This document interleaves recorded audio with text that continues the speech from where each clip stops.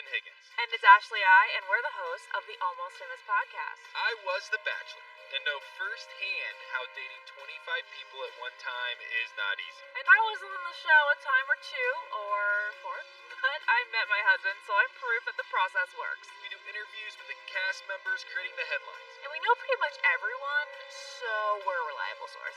Listen to Almost Famous on the iHeartRadio app, on Apple Podcasts, or wherever you get your podcasts. Hey, this is Dean Unglert. And I'm Jared Haven. Together, we host a podcast called Help I Suck at Dating. Do you suck at dating?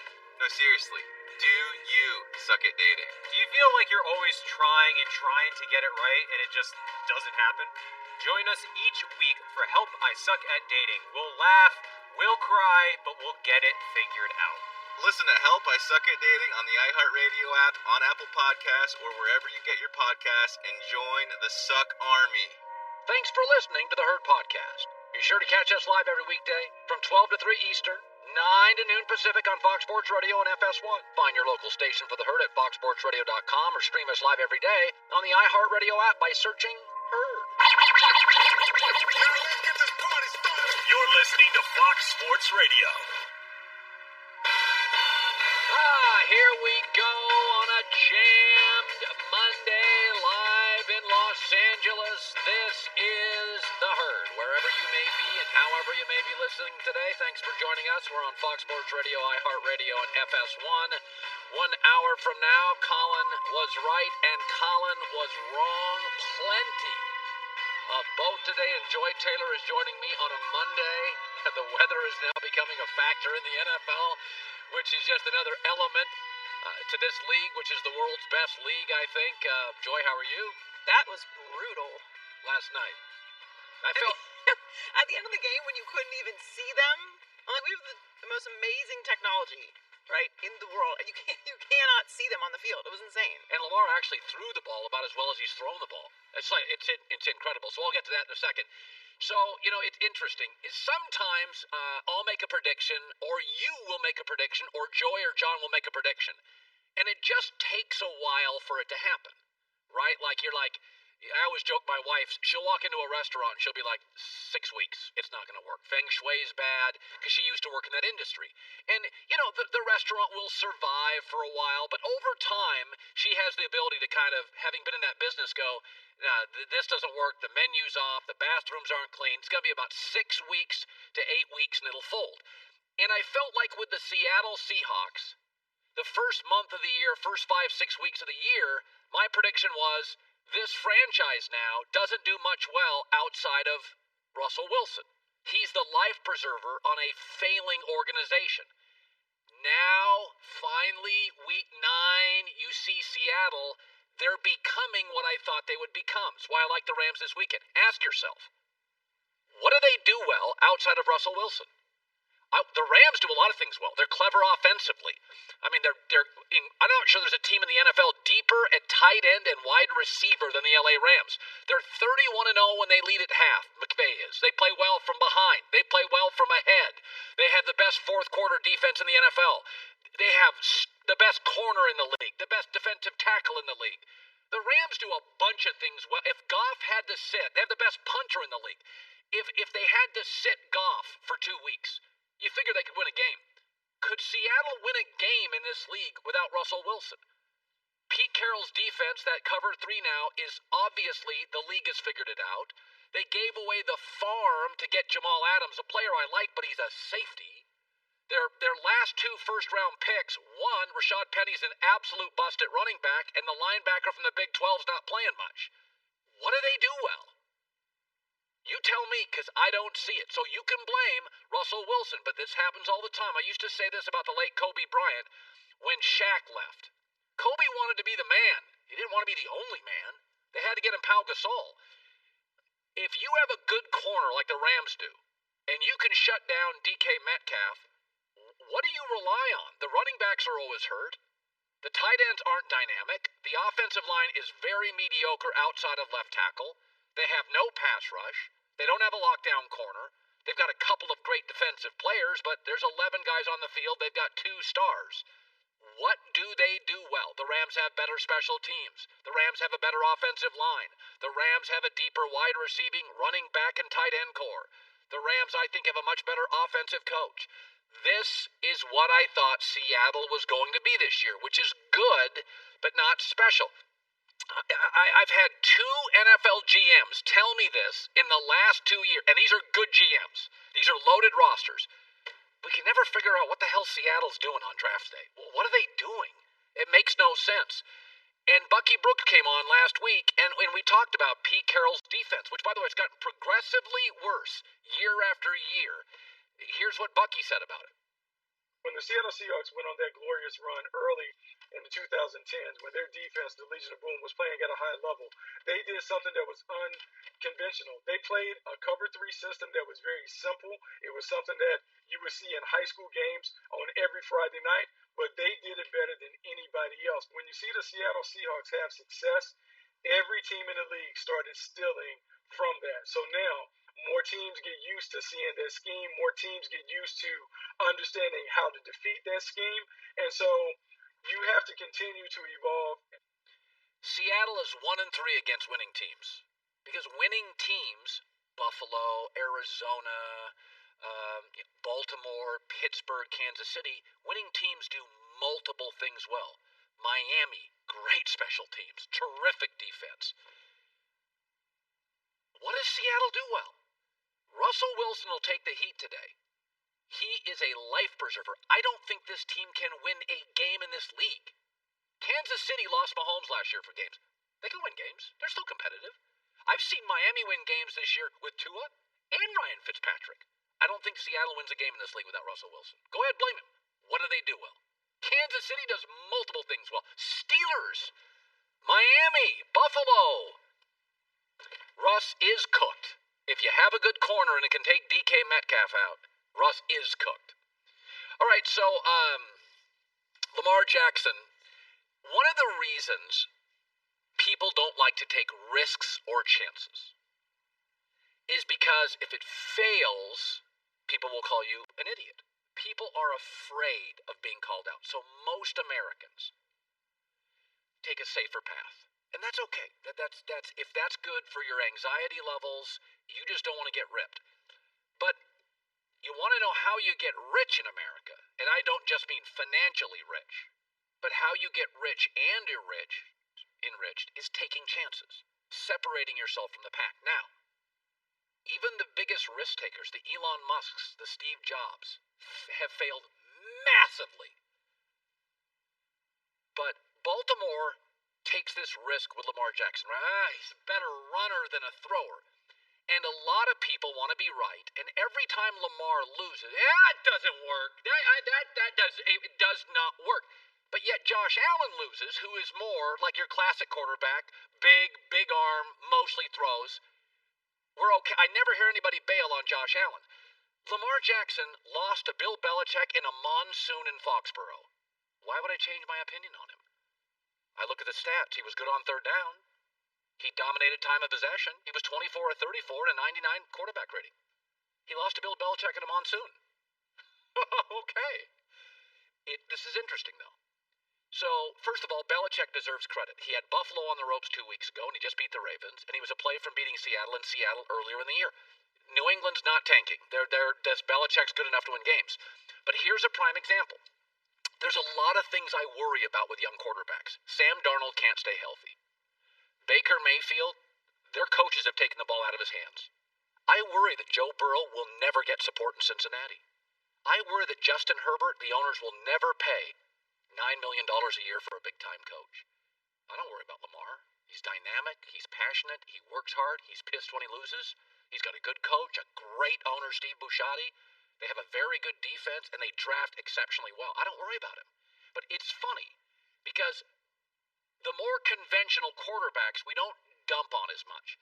But here's what's interesting. So Lamar has faced Belichick twice. And in my lifetime, no coach gives young quarterbacks worse games than Belichick. In fact, it's not even arguable. I think he's 28-3 against the rookie quarterbacks in the last 20 years. Josh Allen of Buffalo, and everybody's still in on Josh, has faced him 4 times. He's been awful 3 of them and bad once. He faced him 2 weeks ago. Josh Allen 2 weeks ago. No touchdowns, a pick, a 65 passer rating, 11 for 18. You didn't bail on him. Lamar has faced him twice. Last night, Lamar goes 24 of 34, 250 yards and a 98 quarterback rating. Well, I mean, in a monsoon. But it just goes to show, this is why people don't take chances.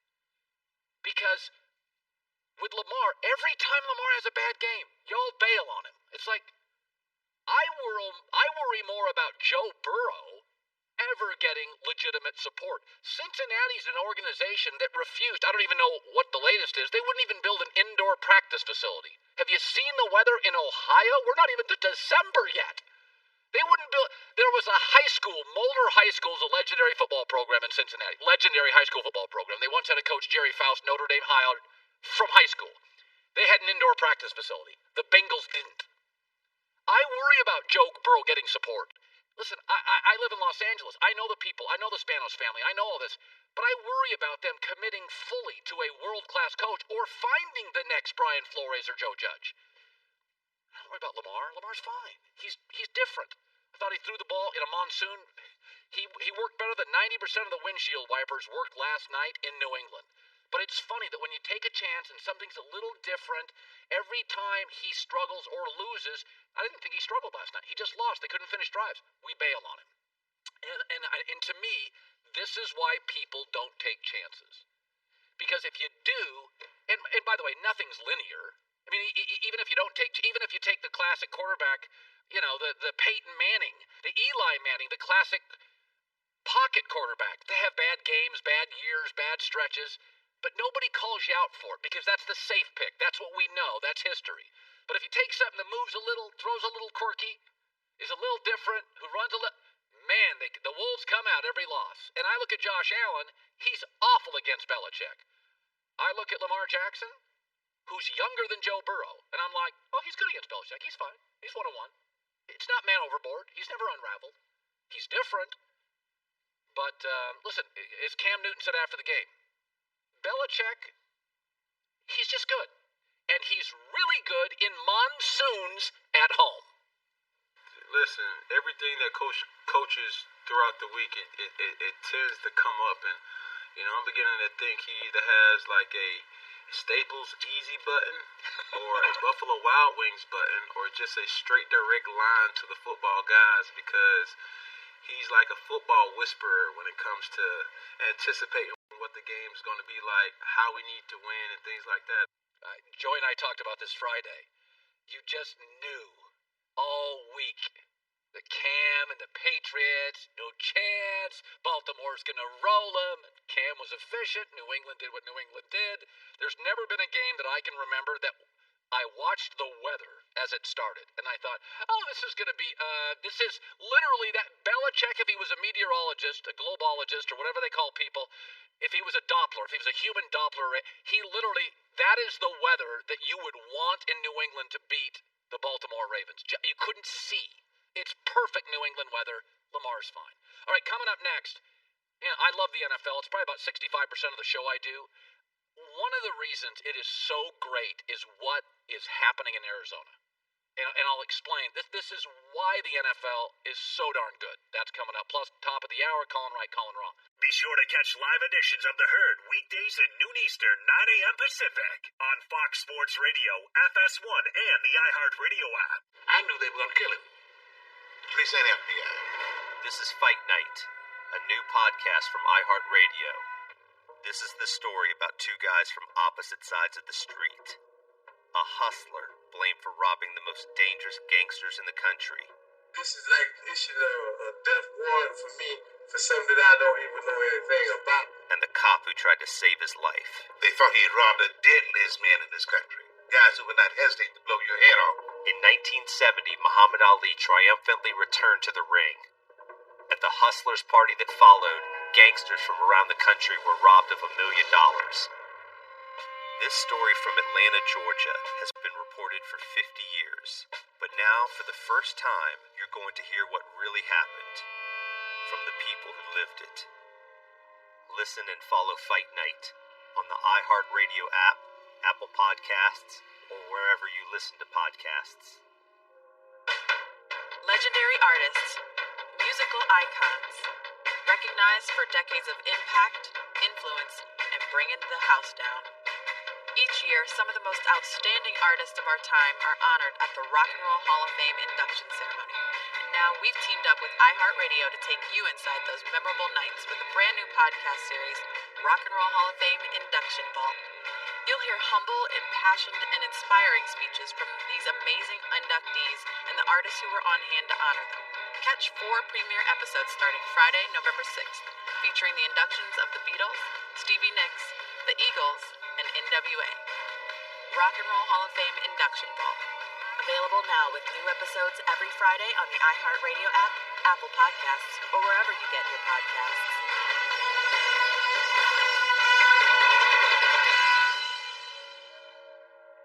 RecTech's more than a grill, it's a lifestyle. Check it out, recteq.com. Smart grill technology. You can turn the grill on and off with your phone.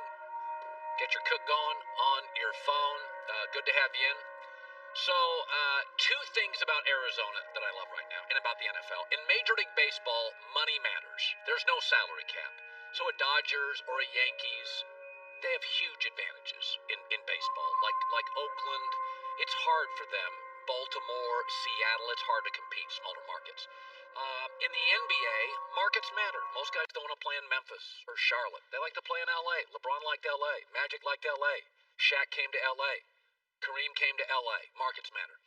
In the NFL right now, here's where the 5 best young quarterbacks are playing.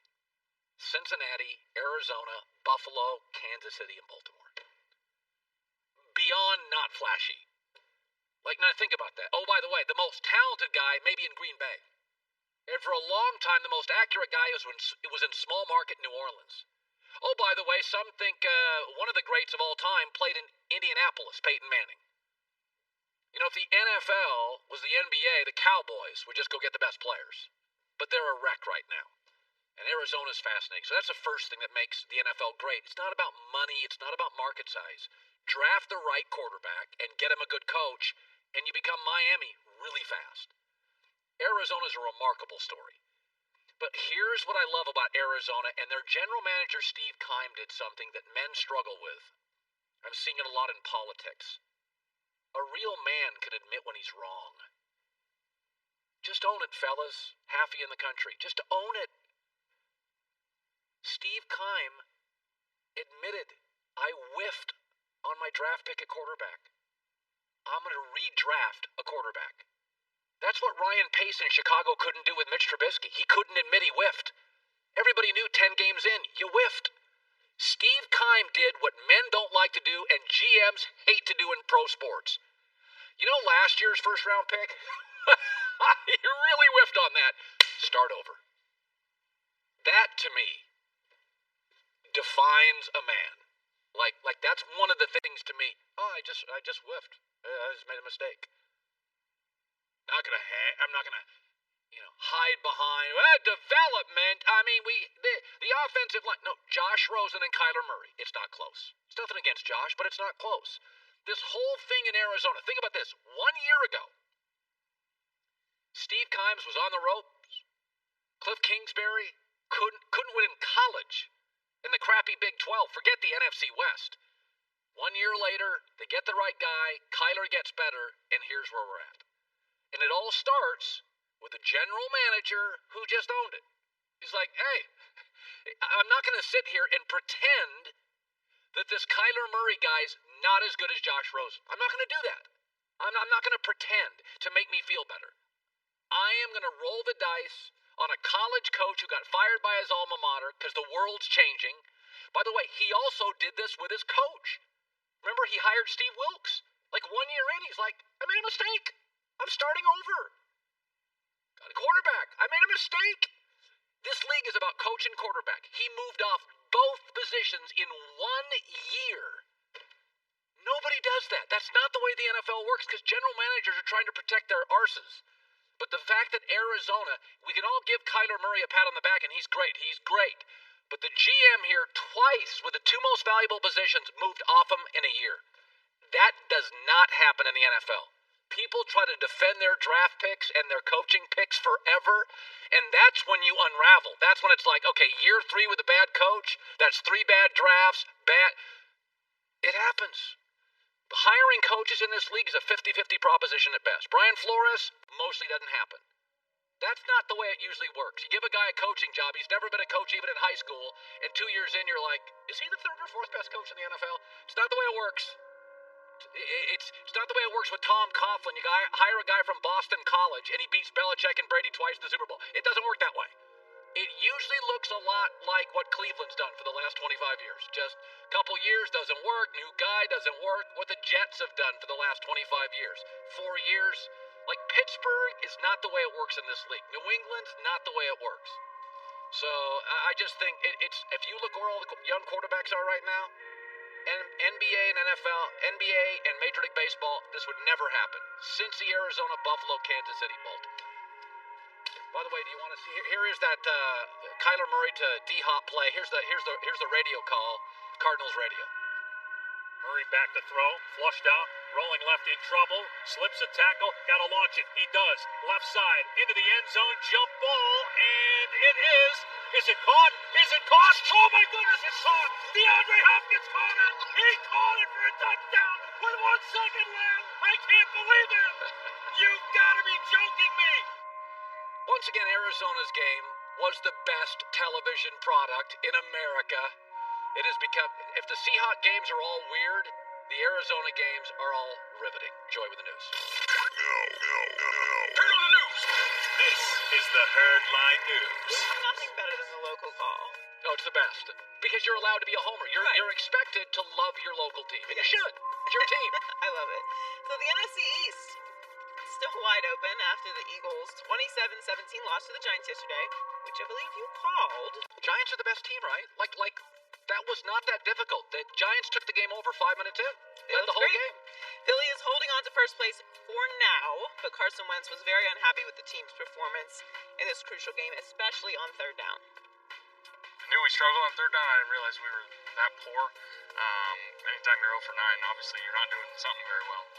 And hats off to them. You know, they had a good game plan. That's a good defense over there. They made it hard on us, but we definitely made it tougher on ourselves, left some plays out there, didn't execute enough. And 0 for 9 on 3rd down is extremely frustrating. They made a lot more plays than us, and we didn't deserve to win. No, you didn't. No, Giants are a better team right now. Giants, again, they're Miami. Like, we gave up on them, like, after a month last year with the Dolphins, and then you look up at, like, week 9, and you're like, oh, wait, they're actually a tough out. They're good. Well, they have a new coach this year and a young quarterback in a COVID-shortened season, and they're trending in the right direction. I think Daniel Jones, most impressed I've ever been. He can run, too. Oh, no, he can really. He's Alex Smith with a better arm and probably faster, flat, straight speed. As long as he doesn't trip on his own feet, yeah, he's good. He struggles with the feet thing. He can turn it up.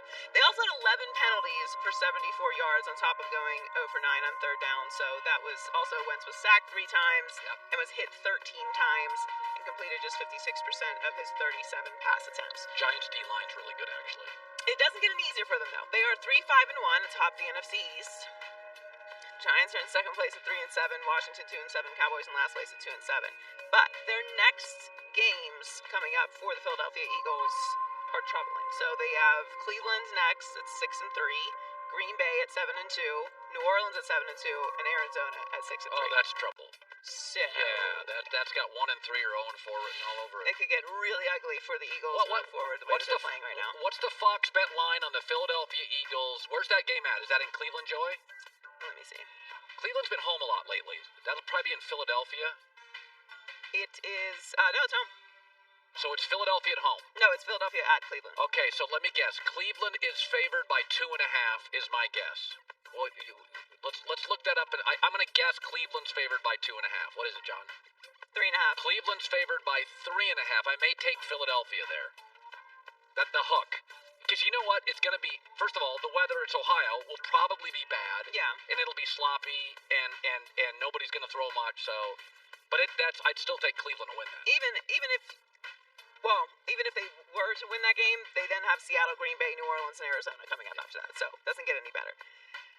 Ben Roethlisberger Roethlisberger didn't practice last week, but it did not slow him or the Steelers down at all against the Bengals. Big Ben had one of his best games of the year, threw a season-high 333 yards and 4 touchdowns. Pittsburgh's defense was a big problem for Cincinnati, sacking Joe Burrow 4 times and holding him to the lowest completion percentage of his career. They also kept the Bengals from converting a single third down. If you took the 12 best players in this game, does Pittsburgh have all 12? Now, T. Higgins, Joe Burrow may be 11 or 12. T. Higgins is really good. But when you watch this game, there's nothing you could do to win this game. Well, that's why I wasn't super concerned about Ben being out of practice all week, because it was Cincinnati, and I mean, this is a division game also, so Pittsburgh's going to get up for that, and they want to welcome Joe Burrow, as TJ Watt said, welcome him to the AFC North properly, so they're going to play really hard on top of that. And Ben missing 2 days of practice going up against Cincinnati is not a huge deal. Now, this was still a blowout situation for them, but Pittsburgh's defense is really good, and if you're an excellent defense going up against a rookie quarterback with a patchwork offensive line, it's over. This is a predictable outcome. Yeah. So, Steelers remain undefeated atop the AFC North. Ravens 6-3 after their loss last night. Browns 6-3, and the Bengals are 2-6-1. So the Steelers have significantly pulled ahead. I don't feel very good about Cleveland right now. I think Miami is now going to be a wild card team. For sure. And by the way, the Raiders keep winning. So the Raiders are going to be Raiders are kind of quietly just being more consistent yeah, I mean, late. It's like when Miami's defense is better than Cleveland, and the Raiders' offense is better than Cleveland. So what is Cleveland better at than those two teams? I had Cleveland as a playoff team, but the way Miami's playing right now and the way the Raiders are winning, it's like those feel like not just wild card teams, but dangerous wild card teams. So the Dolphins continue to roll with Tua as their starter. He threw for 169 yards and 2 touchdowns in the 29-21 win over the Chargers.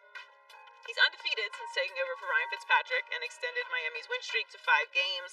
They are now sitting at 6-3, which is their best start since 2001. Does any young quarterback throw we know this. We knew he was accurate. I mean, when Tua is so accurate. The ball is always, it's like we always think about size and arm. You still got to throw the ball in small windows. Tua throws.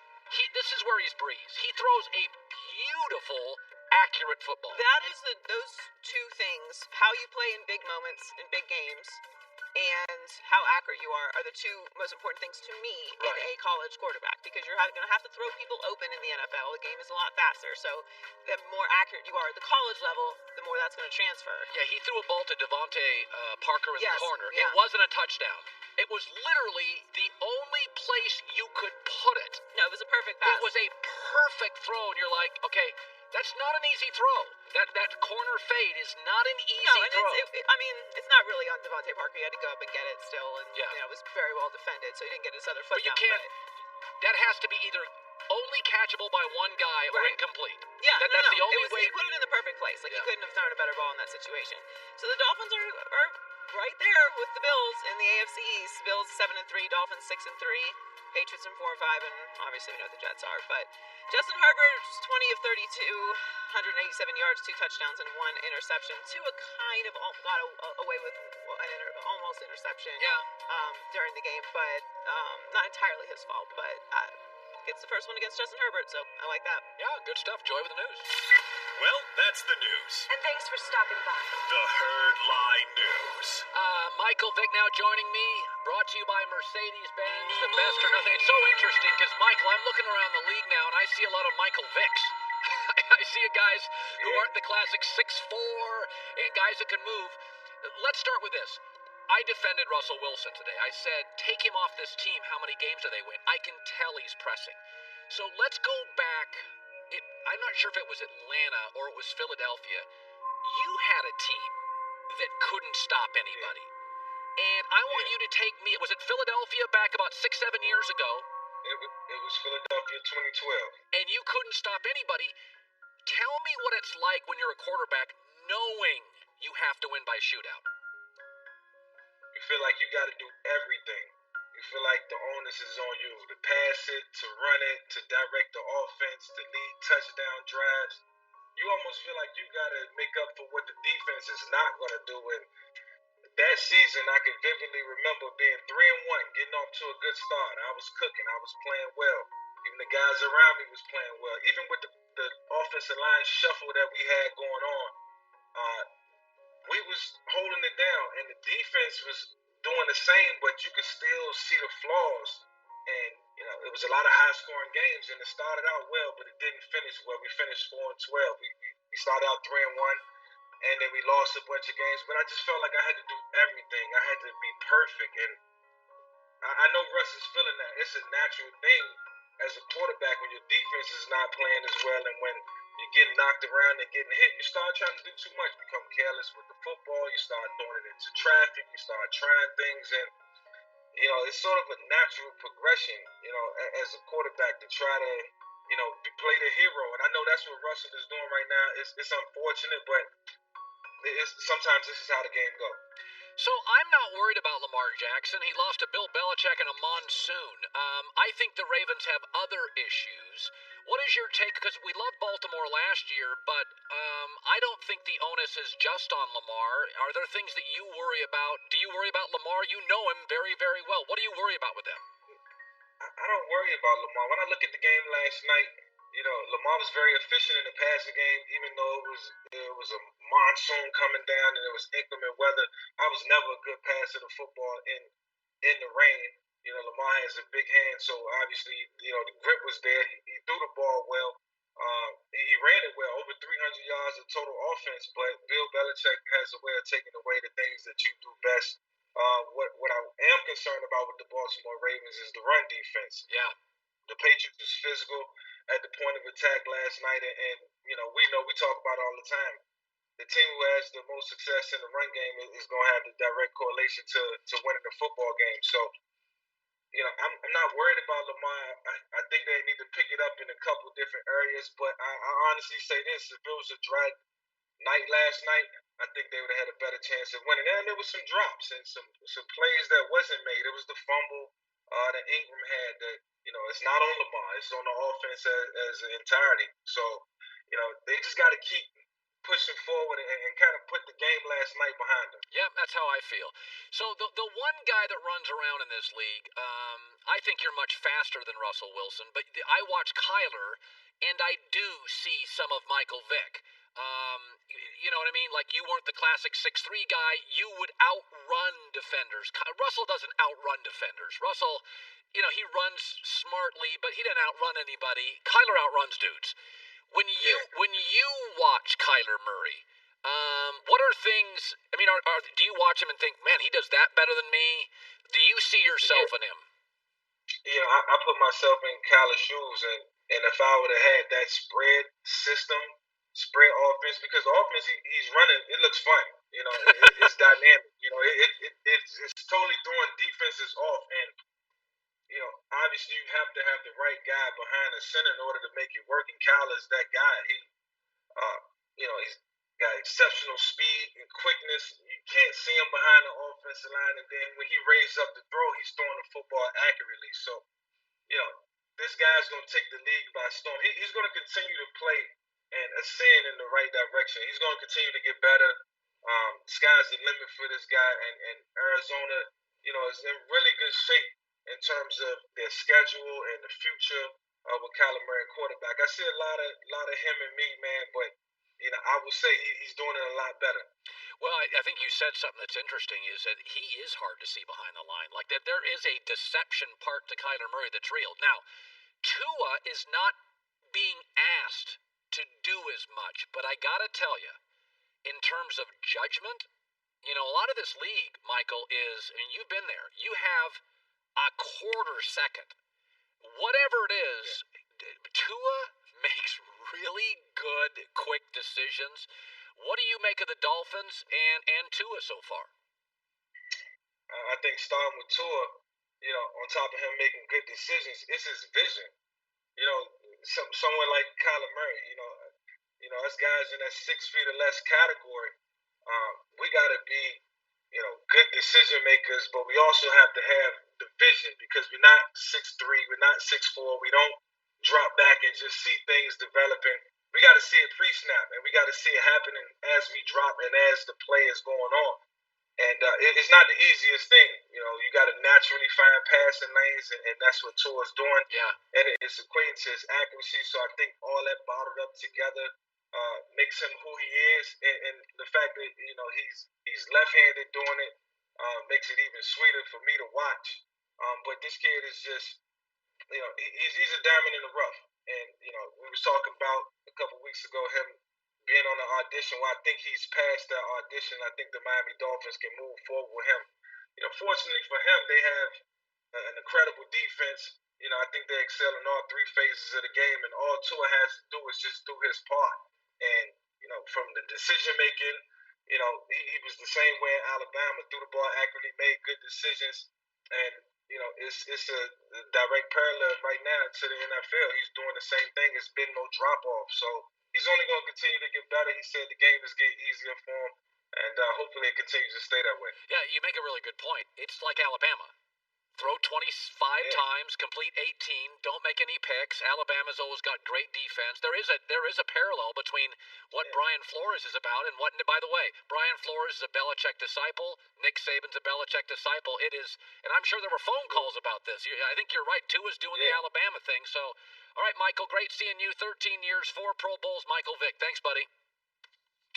Thanks, Colin. Many of you, Tom Brady won because it was system. Tom Brady was lucky. I got to admit yesterday, Tom Brady got a little lucky, and I'll explain that coming up. Be sure to catch live editions of The Herd weekdays at noon Eastern, 9 a.m. Pacific. You know exactly where you were when the Golden State Killer was arrested. You still pay for cable to get Lifetime. You're a moderator on the Zodiac Killer subreddit. You're basically a seasoned detective, and you're in search of a new challenge. Enter Solve, the hit podcast that puts you at the center of the investigation. Each week on Solve, you will untangle a case that has pushed detectives to their limits. Solve is like no other murder mystery podcast. You'll piece together evidence from interrogations, crime scenes, and witness testimony to track down killers hiding in plain sight. Your cases are waiting for you. New episodes of Solve are available now on the iHeartRadio app, Apple Podcasts, or wherever you get your podcasts. One crime, 4 suspects. Can you solve it? On September 17th, 2009, 24-year-old Matrice Richardson disappeared without a trace in the woods near Malibu, California. She had been arrested at a beachside restaurant for failing to pay a tab and taken to the Lost Hills Sheriff's Station. You know, I mean, she's not from that area, and I would hate to wake up to a morning report. Almost lost somewhere with her head chopped off. The police released her just after midnight, with no car, no cell phone, no money. She doesn't know the area. She's never been in your area. Well, I think she's suppressed. That's what has me horrified. That's worried you more than just her. Okay. Matrice disappeared into the darkness and was never seen alive again. I'm Catherine Townsend, host of the podcast Hell and Gone.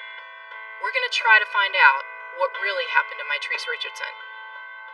School of Humans and iHeartRadio present Hell and Gone Season 3.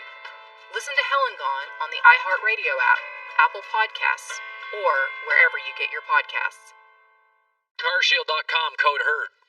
Deductible may apply. Warranty runs out. Go to CarShield. Colin right, Colin wrong, top of next hour. So, Tampa Bay is now a 7-3 football team. Is a good football team, right? But they actually won twice yesterday. They won the game, which we thought they would. Christian McCaffrey was out. Carolina's a total rebuild. And they'd come off a horrible performance the week before, so you knew they were going to have a very focused week of practice. Tampa Bay did. But they also won because Drew Brees is banged up for about 3 weeks. So think about this. Do you know who's going to decide this division? Not Brady, not Brees, not Matt Ryan, Jameis Winston. Because in the next 3 weeks, the Saints with Jameis Winston play Atlanta twice. And Atlanta's hot. They've won 3 of 4. Start looking at New Orleans' schedule. They'll beat Denver. We know that. They're going to beat Denver. Denver's not a good football team. But they play Atlanta twice the next 3 weeks, and Jameis probably starts both those games. And it's going to be very interesting. Remember, I said this last week about Tampa. Tampa, nobody, I don't care who it is, including the Steelers, outside of the Chiefs, I wouldn't give any team in the NFL a shot. Even with COVID, where there's no crowds, to win back-to-back-to-back road games, especially if it's against good quarterbacks and good coaches. And in the NFC, you got a lot of good coaches and a lot of good quarterbacks.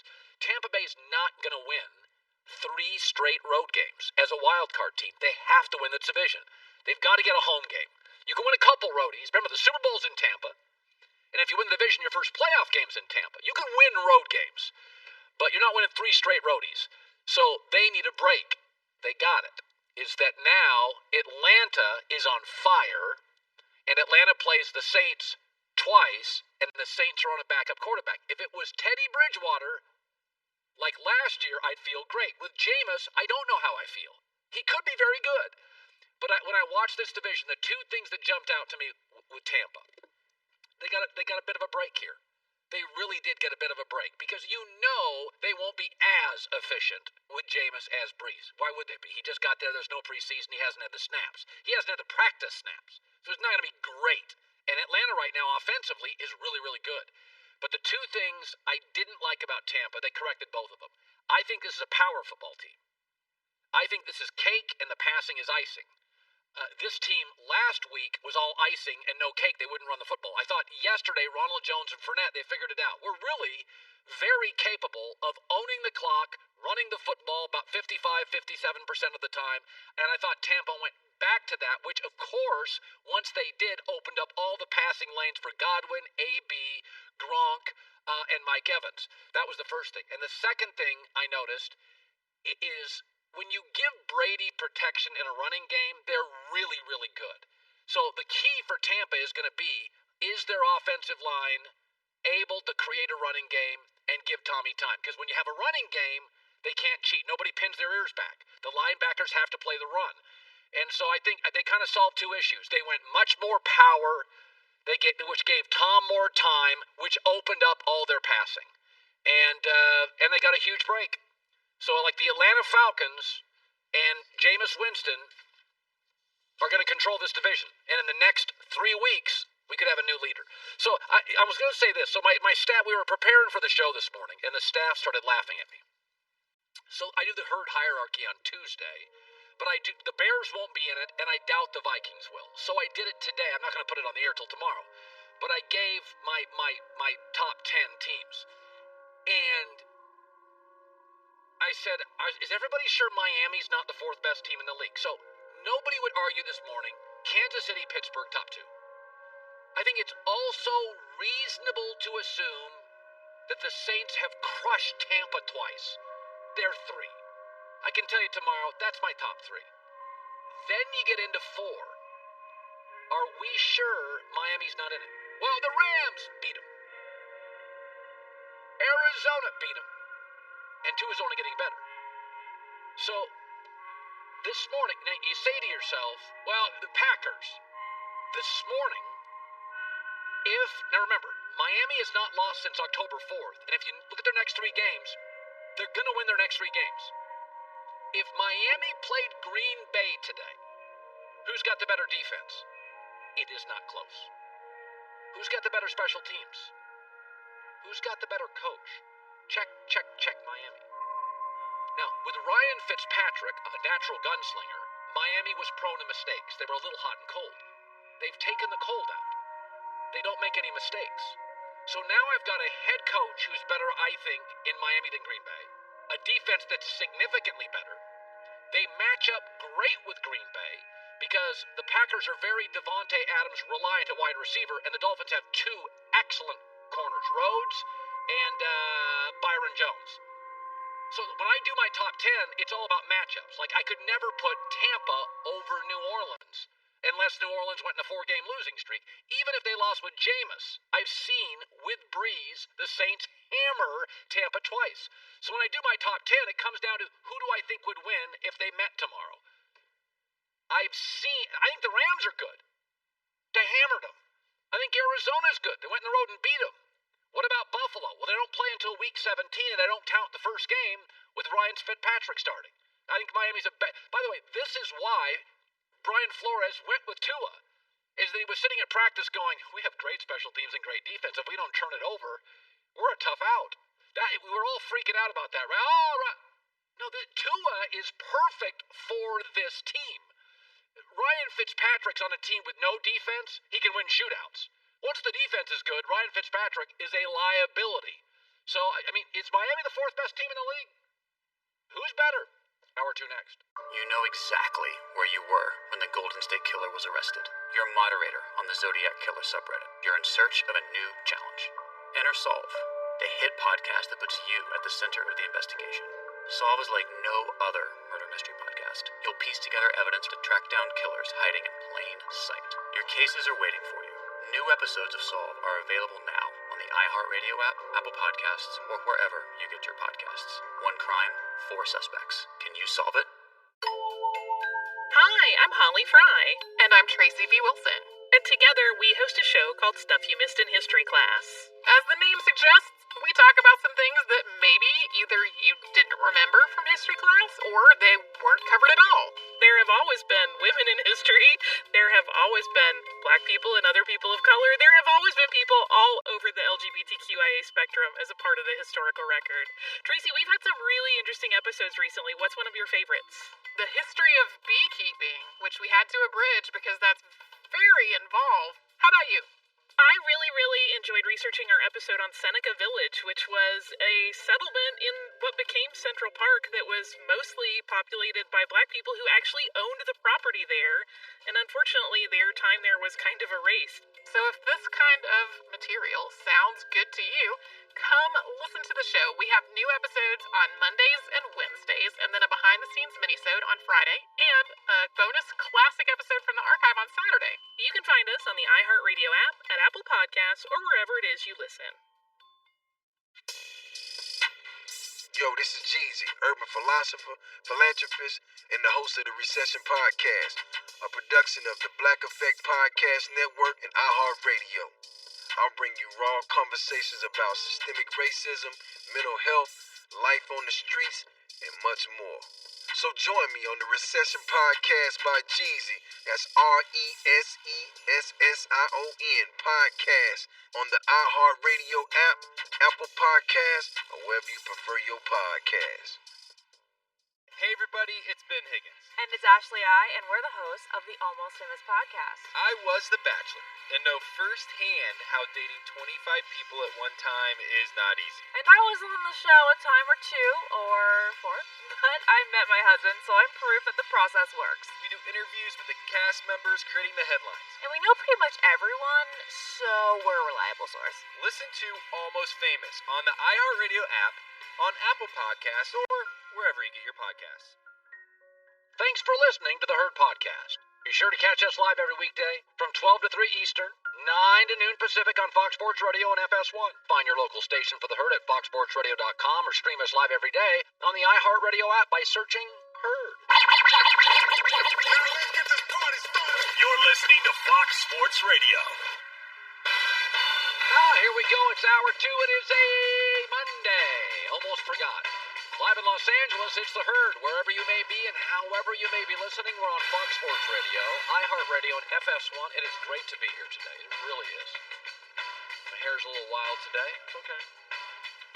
Listen, it's November. It's just windier outside and getting chilly even here in Los Angeles. A little chilly. Joy Taylor is joining me. Peter Schrager next hour, Trent Dilfer in a bit. So you must be feeling great. The Heat got to the finals. The Miami Dolphins, if you look at their schedule, they haven't lost since October 4th, so they're not going to lose for the next 3 weeks. You're going to go into December like on a 6-game winning streak. Great 2-way weekends. Steelers won again. Hurricanes won. Doing great. Who'd the Hurricanes beat? Virginia Tech. Okay, I didn't see that game. It was closer than it College should have been. football's all over the map this year. You don't know who's playing, who's not. It's a journey. That's right. All right, here we go. Every Monday, I admit where I whiff, some right, some wrong. Here we go. Where Colin was right. I've been very streaky on Blazing 5 this year, and I had a great week. I took the Giants to beat the Eagles straight out. I thought Tampa would roll convincingly Carolina. I thought the Dolphins would keep it rolling, and everybody liked Seattle, and I didn't. I said if Jared Goff is comfortable, the Rams always win. I picked it. By the way, I'm 6-1 on Ram picks this year. So I'm now up to 24 wins, 25 losses, and a tie. I've already seen the numbers this week. Not sure if they're as good as last week, which I said was the best numbers this year, but they're good. Where Colin was wrong. I've been selling this whole rebooting thing in New England all year, and I thought they were going to be a 5-win team, but they're now 4-5. And the reality is, outside of the Steelers in Kansas City, this is a league of good but not special teams. And they play defense, and with Cam and bad weather, they run the ball, and they're pretty efficient. They're not going to. They had Buffalo on the ropes 2 weeks ago. They had Seattle on the ropes. Is that when you have a league with a bunch of good teams, go to Foxborough with bad weather. Bill Belichick, you got a young quarterback. He makes it rough, and they did. They may be rebooting, but they did dominate time of possession. They ran for 175 yards, and they're still a very effective team if they can get the right circumstances. Where Colin was right. I said it last year. Week 2 of last year, I said, you got to watch this kid in Arizona. I said, I know you all love Mahomes. I've never seen a quarterback play like this, Kyler Murray. I said, I'm the only guy that doesn't live in Arizona that watches every snap of the Cardinals games. Now the rest of you are seeing. I've never seen a kid play like this. He's not Russell Wilson. He's way faster than Russell. I mean, he runs, like he's like a running back. He's like 30% Russ, 50% Michael Vick. I think he's more entertaining to watch than even Mahomes. I think we've seen quarterbacks that share some of Mahomes' traits. I said it week 2 last year. I've never seen anything like this. I've never seen a player like this in the NFL. He's not the best player yet, but his style, there is no comp, and it's not Russell Wilson. That's not it. Where Colin was wrong. Getting harder and harder to defend Carson Wentz and the Eagles. Listen, yesterday they ran the ball really, really well, so he had a running game. He had some of his receivers back, and he had no touchdowns and a 73 passer rating. I also think Doug Peterson got worked by Joe Judge, but he's got to be more consistent. Yesterday it wasn't hero ball. He just missed on some throws. And again, I like it, but look at that throw. That's just a bad NFL throw. He missed open guys yesterday. I mean, that's a terrible throw. I thought Daniel Jones was fantastic yesterday and looked by a long shot like a significantly better NFL quarterback. Significantly better. More accurate, more zip, more athletic. I still like Wentz's talent, but it's not clicking. As somebody said in our show last week, Chris Cooley, the former Washington tight end, he said, I don't know if this fits. And after yesterday, I'm like, I don't know if it fits either. Where Colin was right. I've been on this all year. Tampa's a power running team with really good perimeter weapons. Yesterday, they finally commit to the running game, and what do you get? Ronald Jones is an A running back. He can have an occasional fumble problem, but he is great. And Leonard Fournette is a really strong number 2. Gronk's one of the best blocking tight ends, and it's an above-average blocking offensive line. This is a run team. They should be running 55 to 56% of the time, not throwing it 60% of the time. And I like their receivers, but yesterday when they finally committed to the run, what do you know? All the receivers had great games. So I think Bruce Arians and Brady are struggling identifying what they are, and I thought for the first time this year, maybe the second time, I'm like, okay, they're getting it. They should be a power running team with the ability to, and by the way, did you notice Brady yesterday threw a lot of deep balls, didn't connect on a lot of them, but Brady is seeing it. When the run game is this effective, it sucks everybody up to the line, and it creates huge over-the-top opportunities. Now, he didn't hit on them yesterday, but that's where a power running team that'll go over the top, not a team that goes low percentage over the top plays to start games and then can't run because they're behind. Where Colin was wrong. I said all summer, Drew Lock, I think he's going to pop. I see some special here. He ain't it. You know what he is? He's got the Baker Mayfield issue. He thinks he's a lot better than he is, so he's loose. He's kind of cocky. He plays like he's better than he is, so he lacks a sort of humility when he plays, and Baker's got this. Baker thinks he's more athletic than he is. Whereas Tua, I think, is starting to get, like, there are limitations to what I can do athletically, so I have to be super accurate. And Drew is way too loose, way too sloppy. This doesn't work. I mean, he had 10 picks in 5 games, and it's really bad early in games where he should be on script, where he should have things he knows he can do well. He gets himself into huge holes every week with bad decisions. where Colin was right. I never felt Baker was a number one pick. I said Baker Mayfield's a complementary piece to a really good running game, and Cleveland's finally figured it out. Cleveland yesterday, now obviously weather was a big part of it. When they rushed 30 or more times, Baker's 5-0, fewer 1-3. Baker Mayfield was a second to a third round talent.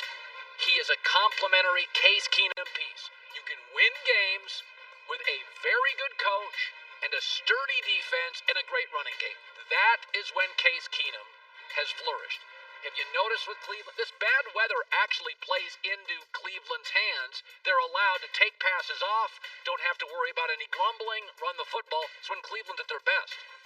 Where Colin was wrong. I've always liked Jim Harbaugh more than everybody else. This isn't working. Now, I will say in defense of him, James Franklin's a good coach.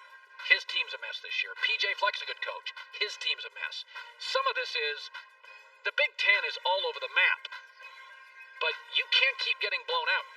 Wisconsin had to deal with a massive COVID outbreak. They couldn't practice on their schedule. And they hammered Michigan. And they can't get the quarterback right. I can't figure that out because Harbaugh, you would think of all the positions as a former NFL quarterback and an alpha would get the quarterback right. But it's not working. Again, what do they do well? What do they do well? Right now, Michigan does nothing well. Where Colin was right. Said a couple weeks ago, the New York Giants are the best bad team in the NFL. They're the Miami Dolphins of last year. Everybody bailed on them in September. This is a good football team. And stop banging on Daniel Jones. He's really, really effective if you give him any time to throw. He throws a beautiful football. He doesn't have a huge arm.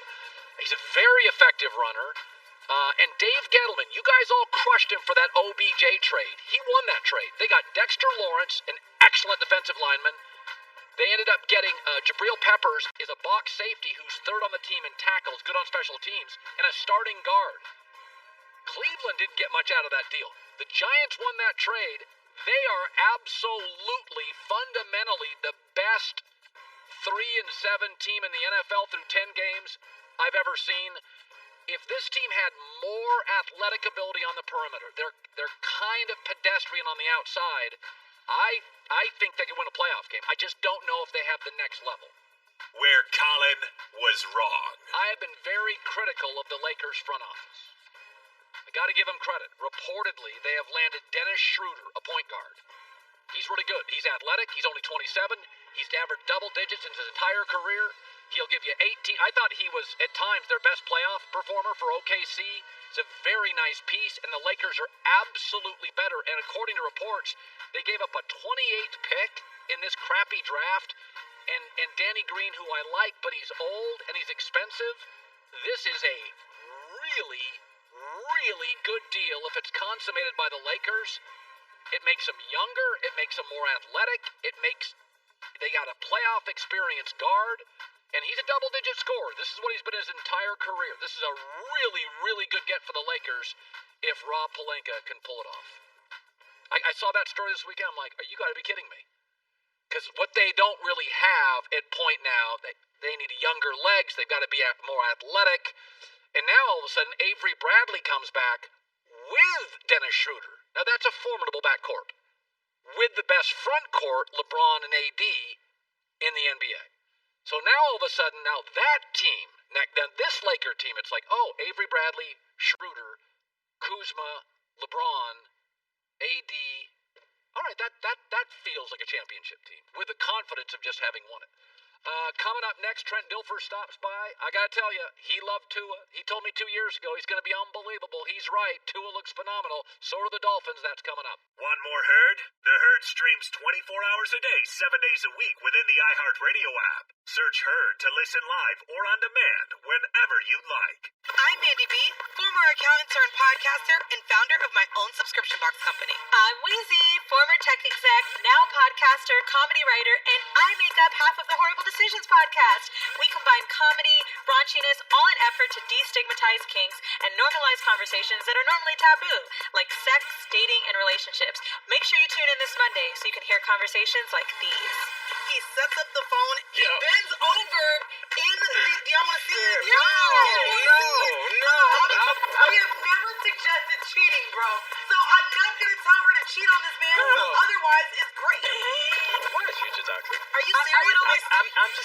don't want no beef on horrible decisions. Maybe that was a horrible decision to ask that question. Wait. Join us every Monday on the iHeart app, the #1 place for podcasts. And don't forget to search Horrible Decisions. That's WHOREIBLE Decisions on the iHeartRadio app, on Apple Podcasts, or wherever you listen to your favorite podcasts. Hey, my name's Katie Stoll. My name's Cody Johnston. And I'm Robert Evans. And we're here today to promote our show, Worst Year Ever, a podcast where we talk about 2020, aka the worst year ever. Our purview is wide and bleak. We talk about the election. We talk about the administration. We talk about protests. Other things too, which my co-hosts will now describe to you. We talk about how to survive a horrible state violence. We talk about how to fight Nazis as part of a community. And we talk about, election stuff with the politics and things. If you love politicians, you'll tolerate this show. Listen to Worst Year Ever on the iHeartRadio app, Apple Podcasts, or wherever you get your podcasts. Two of the most exciting quarterbacks in the league square off when Kyler Murray and the Cardinals take on Russell Wilson and the Seahawks. Thursday Night Football this week at 7:30 Eastern, 4:30 Pacific on Fox, NFL Network, and streaming on Prime Video. See, that game feels so important for Seattle. Like, so important. The Ram game, if you watched it, was a little like the Giant game. Like, the Rams were the better team for the entire game, and the Giants were the better team for the entire game. And it's interesting. We forget this. You look at the top of the league where teams like Kansas City and Pittsburgh feel good every week, and then you go to the bottom where the Jags and the Jets and they're bad. But you remember, teams change in the middle of a season all the time. There's injury. I mean, yesterday Miami, the Dolphins didn't even have certain coaches that could be on the sideline. They had like grad assistants, like in college. Like they're taking people, and I want to bring in Trent Dilfer, football coach at Lipscomb Academy in Nashville, Tennessee. They won because of a forfeit, so they've advanced to the semifinals in his state. He's turned that program around. They got a Super Bowl, a Pro Bowl, 15 years in the NFL. Trent's now joining me live. And it's funny because, we tend to watch the good teams or the bad teams, and this is what you are. But the Giants are a prime example. Like, take out September. You played on a team, which I covered in Tampa, which was awful in September. And then you had Tony Dungy, and I want you to go back and tell the audience that do you see the Bucks in this Giants team? I do. I see the 97 Bucks in this Giants team. We just come off 2 terrible seasons. Sam Weish gets fired. Tony Dungy comes in, resets the culture. We still stink. We're 1-7, I believe. But in the midst of October, early November, the themes, the energy started to change. You started seeing the Warren Sapps, the Derek Brooks, the Rondé Barbers, the John Lynch's work done. Mike Allstar start to feel it a little bit and become dominant players. The culture was set. We were very well coached, very well organized, played situational football well. And the next thing you know, we won a bunch of games at the end. I'm sorry, this is 96. Win a bunch of games at the end of 96, and then kickstart 97, which is a season where we went to the playoffs for the first time in 17 years, ended up winning a playoff game, and then that group ends up going to the Super Bowl in 2001. So the Giants this year kind of look like those 96, I said that wrong at the top, the 96 Tampa Bay Buccaneers, and we were just growing and learning how to play big-time football. Yeah, Daniel Jones, by the way, it looks like it works to me, Trent. Yeah, now he's way better than the quarterback was the Bucs in 96, too. That was me. He's a very talented kid. I like that they've just allowed him to play. They haven't overreacted with the turnovers. I do think they're addressing him. He seems like he's playing cleaner. Reminds me of Peyton Manning with the Colts in his first couple of years where he was a turnover machine, but they didn't sequester him. They didn't tell him, oh, you can never make a mistake. Instead, they said, hey, let's go play football and learn from our mistakes. So I think Daniel Jones is doing a great job adjusting, tweaking, evolving. He's a very talented player. You told me a couple years ago, you said this Tua kid, it's just different. He's the most accurate thrower I've ever seen. It's going to work. And I liked him up until about 2 weeks ago, and I said, okay, I can't, this is not going to work. And then I watched him, and I'll tell you what, he throws one of the most accurate football. It doesn't matter if he's moving. Is this exactly what you thought he would be in the NFL? It is. And I think you'll see more explosive stuff coming down down the road. I like how the Dolphins are playing team football, three-phase football. They're not asking the quarterback to do too much. He's played really well on critical downs. We've seen some of his athleticism come out. But I really believe you're going to see a combination of an Aaron Rodgers, Russell Wilson type player. He has the precision, the twitch that Aaron Rodgers has. He's got way more horsepower and athleticism than people gave him credit for coming out, maybe because of the injury. I think you said it perfectly. He's just different. I mean, I've worked with a lot of them. I think people thought I was being biased or speaking in hyperbole leading up to the draft. He's the single best prospect I've ever been around. And I've been doing this with young quarterbacks and training for a long time. He's the single best one I've ever been around. You know, I think we both admire Russell Wilson. I think he's really special. I have been critical of Pete Carroll. I don't think they've evolved defensively. I thought they gave away the farm on Jamal Adams. They've been really hit and miss on their first, second-round picks the last several years. I just think I think he has to save the team, and I think that psychologically wears on you. And you start pressing and pressing and pressing. That's what I see with Seattle. A smart guy at quarterback who feels like, there's one way to win this game today, and I'm going to take big chances. That's what I see with Russell. What do you see? No doubt. You've nailed it. Any player, and I heard Michael Vick talk about it earlier, I think any quarterback, we're usually alphas. We're usually the best basketball player, baseball player, football player from a young age.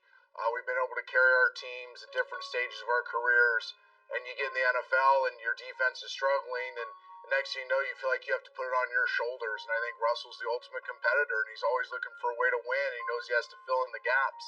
I also think I agree with your criticisms of the defensive staff. I don't want to put it all on Pete. Sometimes the head coach takes a little too much heat there. But their scheme's a little outdated. You know, they jumped on the league with this three-match. They didn't bring a lot of pressure. They trusted their front four. People start stealing it. Now you see three-match all the way down to the lowest levels. People are scheming against there are holes in it. It's more familiar to coaches and players. So I think they have to evolve. I think every team has to evolve. Every quarterback has to evolve. Every coach has to evolve. Every team has to evolve. You can't just get stuck in your old ways. I mean, Tampa 2 is one of the greatest defenses of all time for a long time, and now it's terrible. I mean, there's a million holes in Tampa 2. Nobody really runs in critical downs anymore for that reason. So it's just something that the Seahawks have to address. It's more than just personnel. A lot of it's their scheme as well. All right, I'm going to just throw a team at you, and I don't know quite what to make of them. John Gruden is better than I thought and deserves credit. What do I make of the Raiders? They're brilliantly boring. That's why nobody's talking about them. It's like watching paint dry. They play these big, heavy formations. They pound the rock. Their play-action game isn't real vertical all the time. They'll take a shot here or there.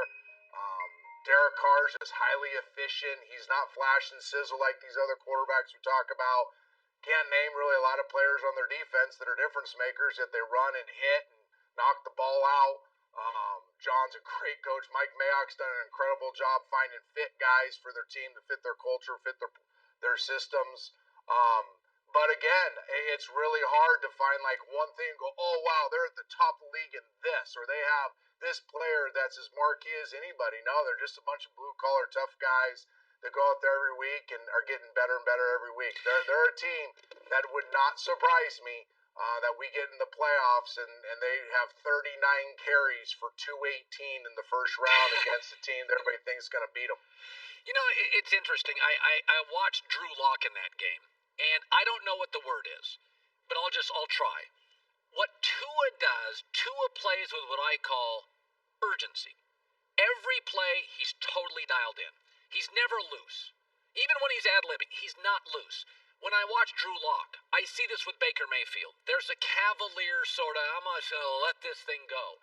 And I watched Drew Lock this weekend, and I see it with Baker, and I'm like, I don't know if you can change that. Like, I don't know if you can change reckless guy to cautious guy, and I don't know if you can change sort of like thinks he's better than he is guy to what he really is guy. And you get into this situation with Drew Lock, like I moved off him this weekend. I'm like, this is the same thing over. And I know that sounds ridiculous, but Trent, you've done this for a living. Like, what can you change and what can't you change from a quarterback? It's a really good question. Drew's like a volume three-point shooter. A guy that's going to chuck up 13 a game and only remember the 4 fadeaways that he made that made SportsCenter top 10 and forget the other 9 misses. He's a guy that's always trying to attack. He's a guy that's reckless at times. It looks awesome sometimes. It's highlight video stuff, but more than not, it's reckless. I think a lot of this is AAU basketball in his background. He's always been free-flowing, always been highly aggressive. Can you change it? Yeah, I think you can change it over time. You don't want to coach out the aggressive eyes, but you definitely want to coach in the discernment. Brett Favre is an example of a guy that had to happen too. I think how you address every single day of his development is really important. He has to be highly critical of himself. His coaches have to be highly critical.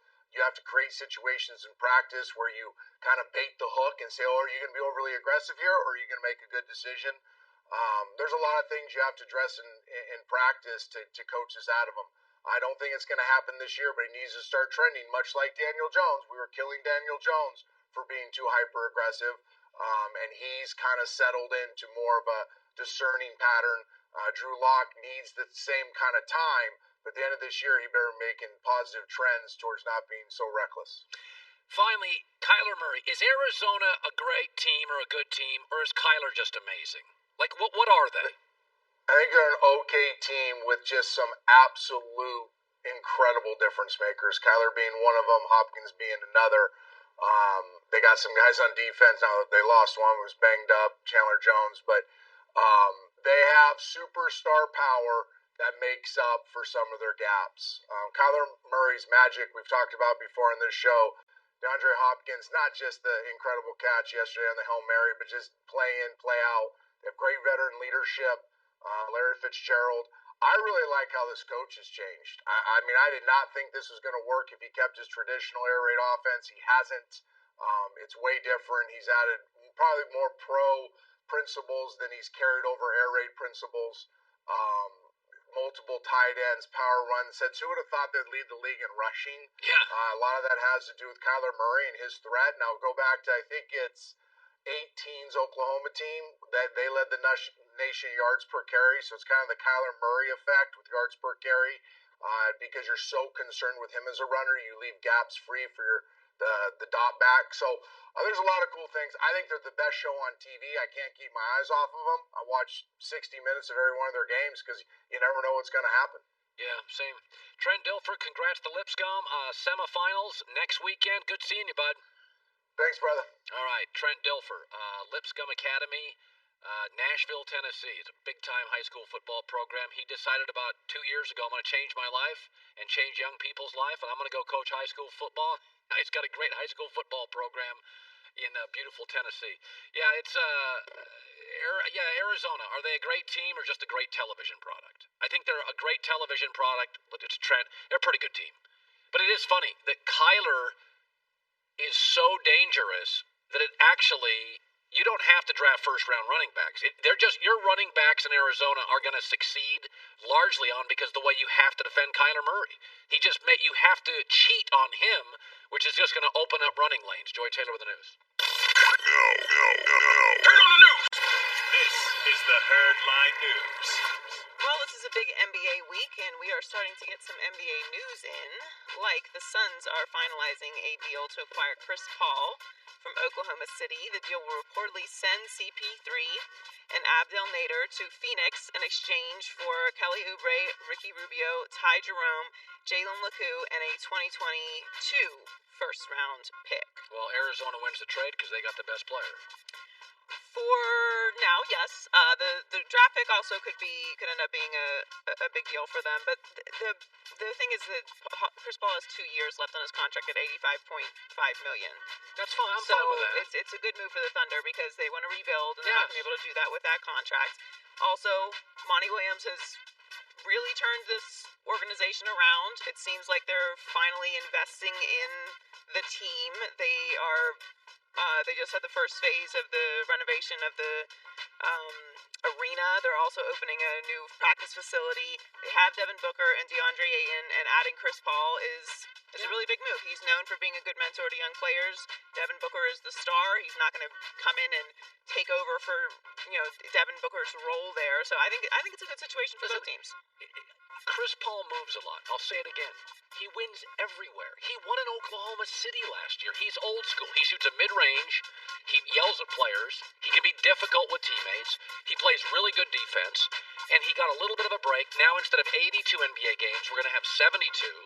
He's a guy that wants to play. You can play him 60 games of the 72. You can give him some nights off. That's a reasonable schedule.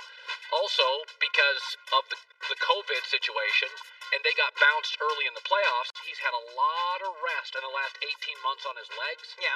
So he doesn't have that wear and tear. We don't know what's going to happen this NBA season in terms of arenas and where they're going to play. But to me, I'd swallow 2 years in a heartbeat if I'm Phoenix for this contract. And I think they want, this is the way it works. If you get the Shaq or the Chris Paul or whoever gets the star wins the trade. In the history of the NBA, when the Milwaukee Bucks lost Lou Alcindor, they got really good players. And the Bucks didn't win the trade, obviously going to the Lakers. The Lakers won the trade. But Milwaukee actually for about 7 years did really well. They got a boatload of players. But generally speaking, I get the star, you don't. I win. Right, and it just depends on the situation, obviously, and the money makes a big difference as well. He had averaged 17.6 points and 6.7 assists, taking the Thunder to the playoffs when we thought that they were going to be tanking, and he was also named second team All-NBA last year. And Phoenix had a nice finish to their season. They went 8-0 in the bubble. They missed the playoffs by the play-in tournaments, and have what looks like a bright future. So looks like a good trade. The Bucks bounced back from their blowout loss to the Saints last week with a big win over the Panthers. Brady threw for 341 yards and 3 touchdowns, and also ran for a score. Ronald Jones had a huge game, 192 rushing yards, including a 98-yard touchdown run. And Tampa's defense held Panthers to 6 second-half points on the way to their 46-23 win. This really was the story of the second half in this game. Yes, and the other thing was the NFL. So I watched. If there's anything about the NFL, you have to admit that it's true. You are never as good or as awful as you were the previous week. Yeah. So Tampa went the opposite way of the Saints game. We're going to establish the run. We're going to pound it. We're going to throw higher percentage throw. They did the opposite thing. And then, by the way, the Saints struggled against the completely injury-riddled Niners team. And Tampa actually, Joey, gets a huge break with Breeze out. Can Jameis beat the Falcons twice in the next 3 weeks? Because if he can't, Brady is back in control of this division. That's really the story of the weekend. It really is. So the Saints are 7-2, Bucks are 7-3, Falcons 3-6, but hot. But Atlanta's playing well, and the Panthers are 3-7. So we thought the Panthers, this would be an interesting game, but obviously the better team pulled away. Teddy Bridgewater was also knocked out of the game with a right knee injury. Right now it says there's no structural damage from the MRI, but he's uncertain for this next game. I saw that hit live. It didn't look. No, it didn't look bad, but the fact that he was out is really what it is. But the Bucks' remaining schedule is the Rams and Chiefs, and they have a bye. Then the Vikings, at the Falcons, at the Lions, and at the Falcons. I'm going to tell you something. They'll lose to the Chiefs. They'll beat the Rams. What is the line? Veteran newsman John Goulet. Tampa Rams. It is in Tampa, so Tampa's going to be favored by a field goal, I guess. What's the line? 3.5. I would take Tampa. Jared Goff will not be comfortable. Goulet, do you know what I am betting the Rams this year? 6-1, I believe. I have Rams games. You actually usually go against the Rams. No. So this week, my theory on the Rams, Joy, is if Jared Goff is comfortable, they'll win. Yeah. So now he's missing his left tackle, facing a very aggressive defense. That's my bet of the week. The Rams will struggle at Tampa. But Tampa will lose the following week to the Chiefs. To the Chiefs. They will. They're not as good a team. So that means they need Atlanta to beat the Saints twice over the next 3 weeks. I don't think that's going to happen. We'll see. So Nick Chubb returned from a knee injury that kept him out for the last 4 games and led the rushing attack that got the Browns the riveting 10-7 win over the Texans. He had 19 carries for 126 yards and a touchdown. But the story is he could have had a second score when he broke loose down the sideline with less than a minute remaining. Brutal. And he stepped out of bounds to be able to run out the clock. which was great for the Browns, but not so great for anybody who bet on the Browns. So my buddy, who I watched games with on Sunday, he had the Browns. But he's a good sport. He started howling laughing because I didn't bet the Browns this week. He was, and I'm like, "What are you laughing at?" He's like, "I just lost a bet on Nick Chubb stepping out of Browns." Oh yeah. And by the way, a lot of people lost that bet. Oh my God. Because Cleveland was the side yesterday. The bets were the bigger story. Obviously, fantasy players are not very happy either if they started him. But You know what? I love players that do this. I love players that do this. It's like, it's a team thing. yeah, Let's just not give the ball back. It's like, I love that. we all just watched Kyler Murray win a Hail Mary. You can't leave any time on the clock. You can't. You want no time on the clock if you have any kind of dynamic playmaker on the other side of the ball. And obviously the Texans are not great, but they still have Deshaun Watson, so why risk it? I love this play from a team standpoint, from a Browns standpoint. It was the right thing for him to do. It's just it's a bad beat. What are you going to do? Yep. It happens. Joy with the news. Well, that's the news. And thanks for stopping by. The Herd Lie News. If you're tired of the old guys, it is a bad weekend. That's coming up. Be sure to catch live editions of The Herd weekdays at noon Eastern, 9 a.m. Pacific on Fox Sports Radio, FS1, and the iHeartRadio app. News with a new perspective. I'm Morgan Wood in Washington, D.C. News with a black perspective. I'm Mike Stevens in Tampa. The Black Information Network is the first all-news audio and digital network For and by the black community. dedicated to 24/7 news and information. I'm Julius White in Atlanta. Get the podcast and get the biggest news and business stories delivered to you every morning. I'm Vanessa Tyler in New York. Subscribe to the Black Information Network daily. And wake up with the latest from the Black Information Network. Loaded and ready to go when you are. With reporters across America bringing you the latest news, traffic, weather, and sports. I'm Doug Davis from Las Vegas. Delivering breaking news that puts us first. Because our insight matters. Our stories matter. And the truth matters. And the Black Information Network Daily is designed to inform, engage, and empower the Black community. Now is our time. Listen to the Black Information Network Daily on the iHeartRadio app, Apple Podcasts, or wherever you get your podcasts. Nearly 600 years after the invention of the printing press, the most important book in the history of the world has arrived. That might be overstating things. Stuff You Should Know, an incomplete compendium of mostly interesting things. It will change your life forever. Well, that's not necessarily true. Most scientists agree that Stuff You Should Know, an incomplete compendium of mostly interesting things, is proof that time travel is possible. Because that is the only way to explain how a book this impressive was possibly made.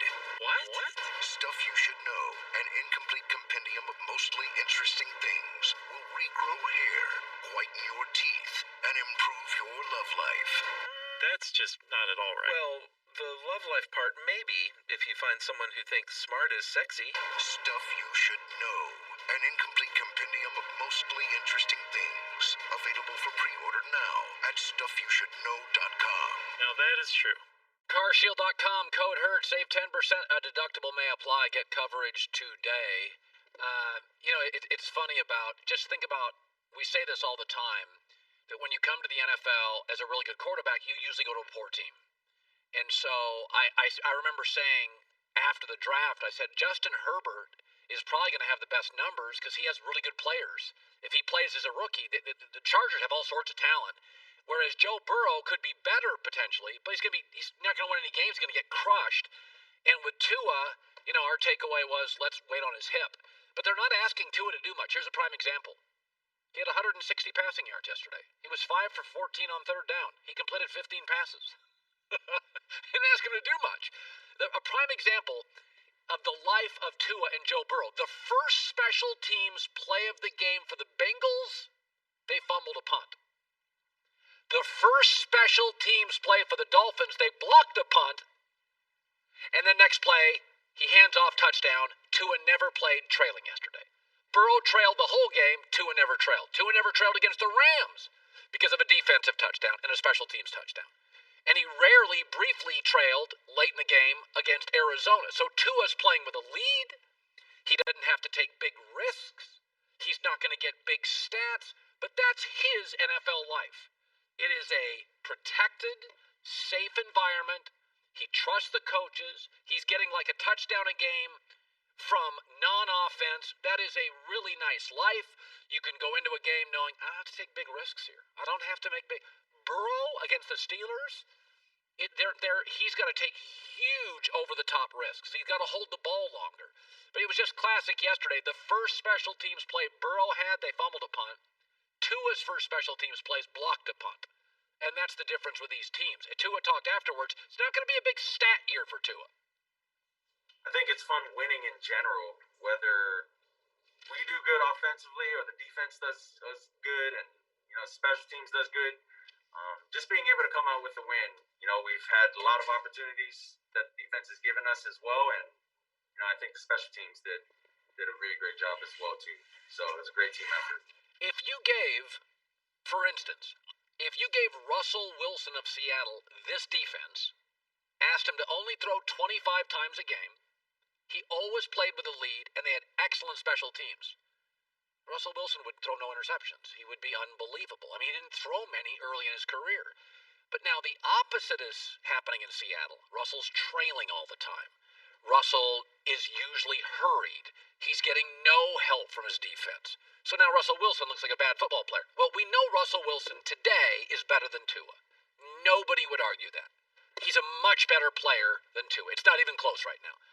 But because of Tua's environment and his life, which is play with a lead, don't have to take any big risks. You look at Tua's stats, he's not doing anything. But he's making 3 or 4 really nice throws. He's very twitchy upstairs. He makes really smart, quick decisions. But Michael Vick was on earlier today, and he was talking about Russell Wilson. And there's a psychology in effect.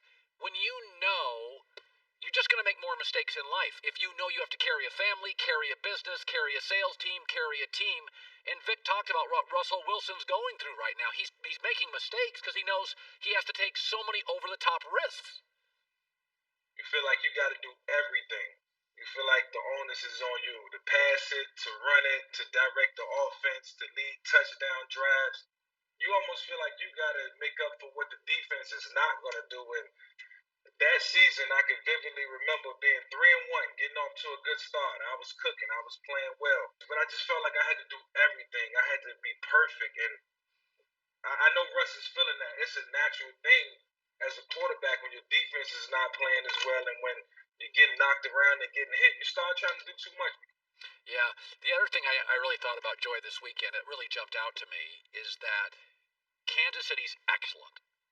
Pittsburgh's really good, but can't generally put away semi-good teams. There is a big gap after that. Like, it feels like to me there is a... And for the record, we were doing our top 10. Like, I don't think the Colts are a top 10 team. But they're going to win a division. I don't think the Titans are a top 10 team. But they're going to make the playoffs. Are the Raiders this morning a top 10 team? Well, they're close. Like, I don't remember ever having a year.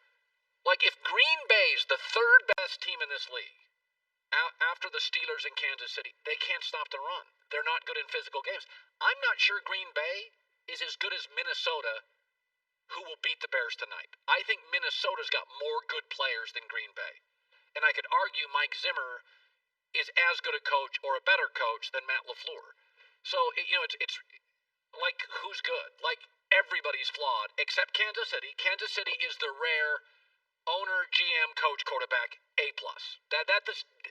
And then Pittsburgh is closer to A-, in a couple of those. I think the only difference between Pittsburgh and Kansas City at this point is we've seen this version of Kansas City win a Super Bowl, and we haven't seen this version of the Steelers win a Super Bowl. I don't trust... But the two of them are so separate from every other team in the NFL at this point.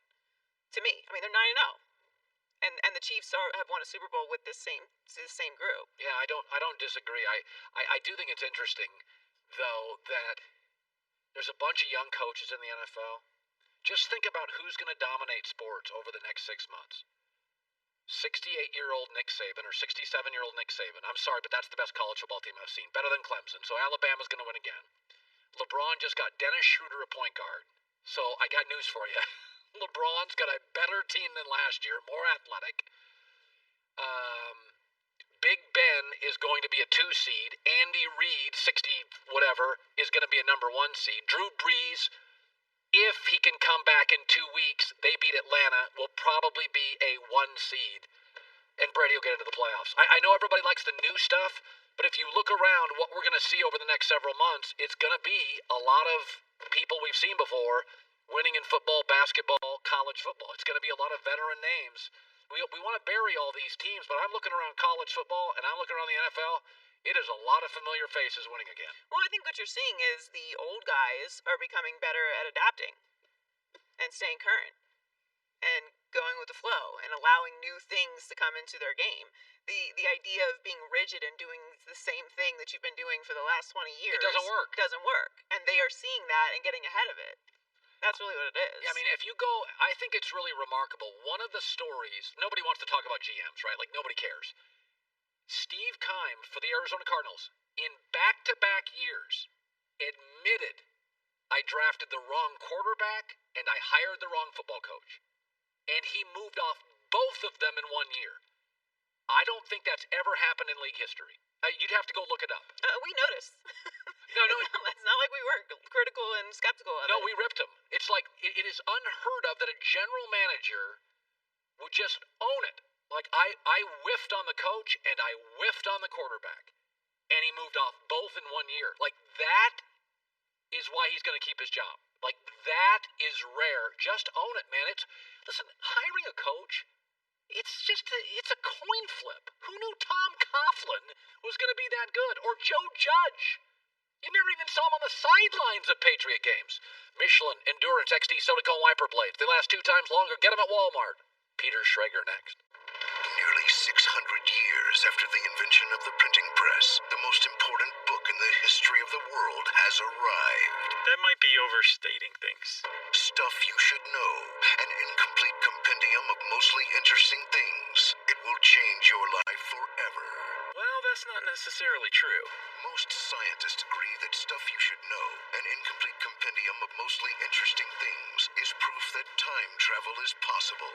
Because that is the only way to explain how a book this impressive was possibly made. What? Stuff You Should Know, an incomplete compendium of mostly interesting things, will regrow hair, whiten your teeth, and improve your love life. That's just not at all right. Well, the love life part, maybe, if you find someone who thinks smart is sexy. Stuff You Should Know, an incomplete compendium of mostly interesting things. Available for pre-order now at StuffYouShouldKnow.com. Now that is true. I'm Stephanie Rule, MSNBC anchor and NBC News senior business correspondent, and host of the podcast Modern Rules from NBC Think and iHeartRadio. Times were complicated a year ago, but now, complicated doesn't seem to cover it. Sometimes it feels like we're now being asked to play a game where the rules have changed, but we don't know what those new rules are. So I want to try and figure it out together. The new season of my podcast, Modern Rules, is back with more probing conversations, because how else can we meet the demands of these crazy times unless we're at the very least trying to get smarter? From sex and dating during COVID to the dangers of misinformation campaigns. We're talking about all of it. And so what I see coming is, however this ends, that next phase will be a really exciting beginning for sex and relationships. I think it's going to lead to an actual, like a post-COVID sexual revolution. Join me, Stephanie Rule, for the second season of Modern Rules. Listen on the iHeartRadio app, Apple Podcasts, or wherever you get your podcasts. Melissa from Michigan. I work an extra part-time job serving lunch at my child's school, but I still can't afford to put food on our table. Daniel from California. Choosing whether to pay the rent or pay to fix the car to get to work doesn't leave us with much at all. Now we can't even pay for meals. Hunger is a story we can end. End it at feedingamerica.org. Brought to you by Feeding America and the Ad Council. The Rock and Roll Hall of Fame is partnering with iHeartRadio to bring you a brand new podcast series, Induction Ball. This show brings you back to the induction ceremonies for some of the most powerful moments on the Rock and Roll Hall of Fame stage, featuring inspiring speeches direct from the artists themselves. Rock and Roll Hall of Fame Induction Ball, a Available now with new episodes every Friday on the iHeartRadio app, Apple Podcasts, or wherever you get your podcasts. Thanks for listening to the Herd Podcast. Be sure to catch us live every weekday from 12 to 3 Eastern, 9 to noon Pacific on Fox Sports Radio and FS1. Find your local station for the Herd at foxsportsradio.com or stream us live every day on the iHeartRadio app by searching Herd. You're listening to Fox Sports Radio. Time to change up your wireless provider. Go to Pure Talk USA. Unlimited talk, unlimited text, 2 gigs of data. Grab your mobile phone, dial pound 250, say Colin Coward. By the way, I'm going to say it again. I was asked on Fox NFL Kickoff, Joy. I was asked last week, name the team with a losing record that's going to make the playoffs. I'll stick with the Minnesota Vikings. They're going to crush the Bears tonight. They're going to crush the Clown Boys next week. Watch the Minnesota Vikings. We see this every year. Now, the Giants may be the second team because their division's so bad. Yeah, well, that's entirely possible. That division's awful. Oh, I think the Giants will win it. But just watch the Minnesota Vikings. Everybody bails in September and October if you struggle. They lost 2 one-point games. One of them to Tennessee. I think one to could have been Seattle. I forget, they lost 2 one-point games. Watch the Vikings tonight. This is a real football team with like 7 really high-end elite players, most on offense.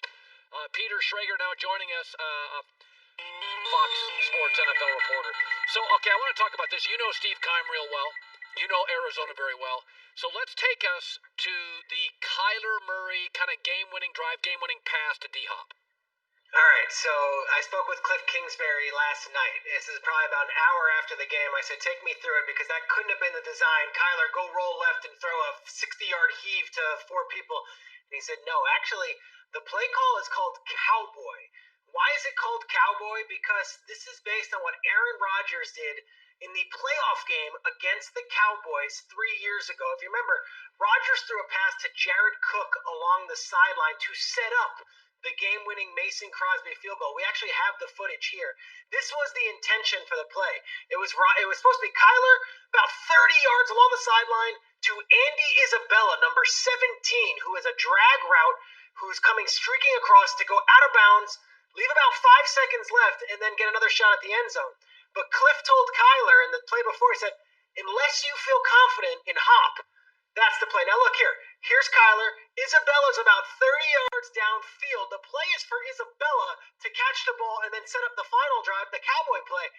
But he said, if you see Hop and you feel confident, let her rip. Now, there's 3 guys there. I don't know if it's Hop wide open or what. Kyler would say there was never a doubt in his mind. He was going for it all here. He was throwing it to Hopkins. And I'll tell you what, DeAndre Hopkins goes up there. That's 3 guys, 3 really good defenders right there. That's Tre'Davious White, Micah Hyde, and Jordan Poyer, who are 3 of the best defensive backs in football. And that catch, Colin, there might be 5 people in the world who can throw this pass, and there might be 1 player in all of football who can make the catch. And it just so happens they did it with 1 second left. The coolest game of the week, and it's a huge one. They're now in first place in the NFC West. So the Rams are a team that everybody jumped on board a couple of years ago, and then I kind of jumped off last year early. I said they have a lot of good players, but there's a lot of missing pieces. They look thin to me.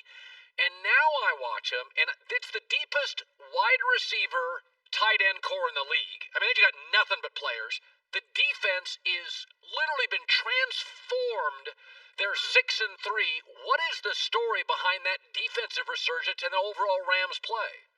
Look, they call him Coach Wade in Los Angeles, and it's Wade Phillips, and he was beloved. But it was time to make a change. They brought in Brandon Staley, who was with Vic Fangio the past several years, both in Chicago and in Denver. And what their defense is doing is maybe the most underreported story in the NFL. In 9 games, all right, 9 games, 8 of those 9 games they've played, they've given up a field goal or less in the second half. Yeah. They're just suffocating. Yesterday, DK Metcalf did not have a target until the third quarter. He ended up finishing with 2 catches for 28 yards. Jalen Ramsey absolutely erased him. And then Leonard Floyd, who was a castaway off of the Chicago Bears, and they said, we've got enough guys, had 3 sacks and a forced fumble yesterday. The Rams' defense is the identity of this team, not the McVay offense. Something about McVay, Colin, 31 games he has led in halftime in the regular season, 31 games in his career. They're 31-0 when they lead at halftime under McVay. That's how good they are once they get that lead. If they just get going early, and you mentioned it, they got the playmakers. The offense hasn't even gotten going. Goff hasn't even been great yet. Like they're sputtering on offense, and yet this defense is what leads them. It's really different than most teams in the NFL. Yeah, and by the way, the Jalen Ramsey deal, you saw its value yesterday. They just took DK Metcalf out of the game. So Joy and I talked about this last year. The Dolphins got rolled by like 50 against Baltimore in week 1. Yeah. And we're like, oh, Brian Flores, this is going to be another Belichick guy. And then it was about week 7 or 8. They were still bad. But I remember going on the air and being like, that's a really well-coached, lousy team. And now I watch them, and I'm like, I could make an argument they're in the contention for the 4th best NFL team. I saw them beat Arizona. I saw them hammer the Rams. And they're not the team that lost to Seattle because Tua is better than Ryan Fitzpatrick. What do you make of this really quick rebuild in Miami? I mean, can you put Flores in Coach of the Year conversation? Yes. I was one of them who said, don't take out Fitzpatrick. I know Coach Dave Wannstedt was as well. He said, don't just put Tua in for the sake of putting Tua in. They're a much better team with Tua. Let's just be honest. And they're also more exciting. But there's other parts to this. Like yesterday, their running back who had 85 yards and a touchdown is an undrafted running back named Salvon Ahmed, who no one had ever heard of until 2 weeks ago when he got a couple touches, and yesterday shows up and plays huge. Their receivers were Mac Hollins, right, and like Jakeem Grant. They're all buying in on team first, and that is a Brian Flores quality that he wanted all along. So when they lost that game to Baltimore last year, everyone said they're terrible. When they traded Minkah Fitzpatrick for draft picks, everyone said that's ridiculous. Minkah Fitzpatrick's great on the Steelers, and that's what the Steelers needed. But what the Dolphins needed, they needed position players all around, and they're getting contributions from everyone. They had a really good free agent class, a really good draft class, and they've got a really good head coach. And oh, by the way, this quarterback might end up being the offensive rookie of the year. Yeah. Hey, I got a question. You would know this, Schrager, more than anybody, but we were talking about this earlier. Who would have thought that Jameis Winston may control the NFC South? Not Matt Ryan, not Breeze, not Brady. So Breeze is out, and they face Atlanta twice in the next 3 weeks, and Atlanta now is playing really good football. And the question is, you know, Jameis has talent, but if Atlanta knocks off the Saints twice, then Brady is probably back in first. And the difference between a wild card and first place in the NFC, because we know the Super Bowl's in Tampa, but you're not going to win back-to-back playoff road games in the NFC. I don't care who it is. You're just not going to do it. So what is the update on? Are they going to play Jameis, Taysom, Breeze's health? Can you give us an update? Yeah, and I'd also actually add one more layer to your conversation with some nuance here. With the new playoff format, the 1 seed is the only team that gets a bye, so that's even more much of an incentive. And right now, the NFC is wide open. It's not like the AFC where there's an undefeated team. So these games matter. Here's the deal. Jameis signed with New Orleans before really exploring a bunch of other offers because he wanted what he told people, quote unquote, a graduate degree in quarterback. He wanted an MBA, and he thought he could learn that from Sean Payton and Drew Brees. Nothing against Bruce Arians and what he's had in the past or some of the other offensive coaches, but he felt that if he went and just absorbed Brees and Payton for a year, then next year he can sign another deal and be a franchise quarterback. I don't even think Jameis expected this year to be the year, but he will be the quarterback. They love getting Taysom in there. It's going to be Jameis' team for the foreseeable future. I can't give you a timetable on Brees. He's incredible, but I wouldn't be shocked with the ribs injury and him taking himself out and the shoulder the week before that we do see Jameis for the time being. And this is going to be an audition, not only for what he can do with the Saints, but what he can do for the rest of the league and see if he can be a franchise quarterback again. Yeah, no, Schrager, because I actually said there wasn't much of a market for Cam because of injuries. Like, I do think Jameis, I'd give him another run. If I was the Saints, I'd give him a run for a year. I think he could. He's highly productive, and he's never had injuries. Finally, you know, one of the things about Brady and Arians, Brady, you know, had this efficient, detail-oriented offense in New England. And then he goes to Arians, who's, you know, no risk it, no biscuit. So it was a little bit of a cultural oddity. We didn't know it would fix. And then you bring AB in, and I felt they were forcing the ball to AB in the first week. They were trying, low percentage. And it was funny because yesterday it looked like they went back to a little New England, Tom, which is establish the run, higher percentage.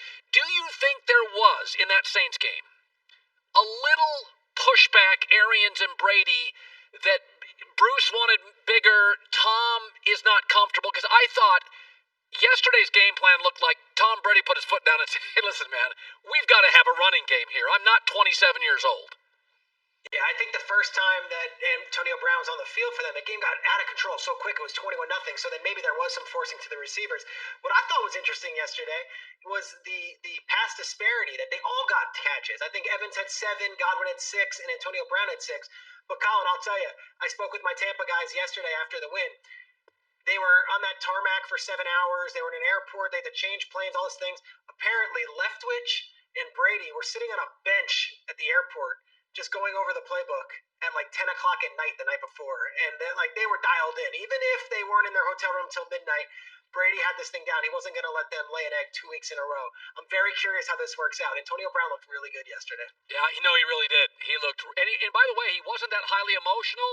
He was restrained. He went out. He made catches, ball down, back to the huddle. I thought he was under control, but still really dangerous. Peter Schrager, Fox Sports NFL, also does your show. Give it a plug on the NFL Network. It is Good Morning Football, but I'm more interested in USA Soccer. Let's go, guys. Thanks, buddy. Good seeing you. Hey, Caitlin Durante. Yeah, Jamie Loftus? Don't you wish there were a podcast that examined some of everyone's favorite movies using an intersectional feminist lens? Why, yes, I do. Well, good news. It exists, and it's our podcast. What? How did I not know? I know. The Bechtel Cast is a weekly show where we invite our favorite comics, writers, and film critics to bring one of their favorite movies and tear it to shreds with us, using the Bechtel test as a jumping-off point for discussion. Oh, like how Indiana Jones and Consent is, not great? Or how Tangerine is one of the greatest romps of all time. Or how the Cheetah Girls are feminist icons with a streak of trouble in capitalism.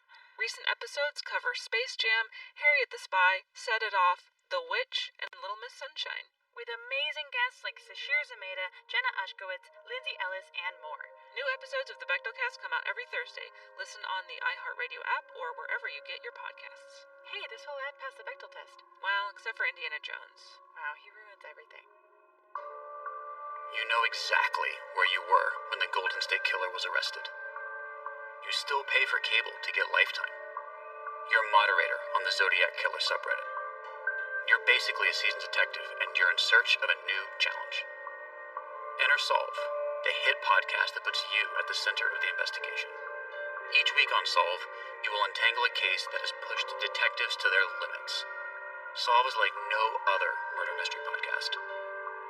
You'll piece together evidence from interrogations, crime scenes, and witness testimony to track down killers hiding in plain sight. Your cases are waiting for you. New episodes of Solve are available now on the iHeartRadio app, Apple Podcasts, or wherever you get your podcasts. One crime, 4 suspects. Can you solve it? All right, Joy Taylor with the news. Turn on the news. This is the Herdline News.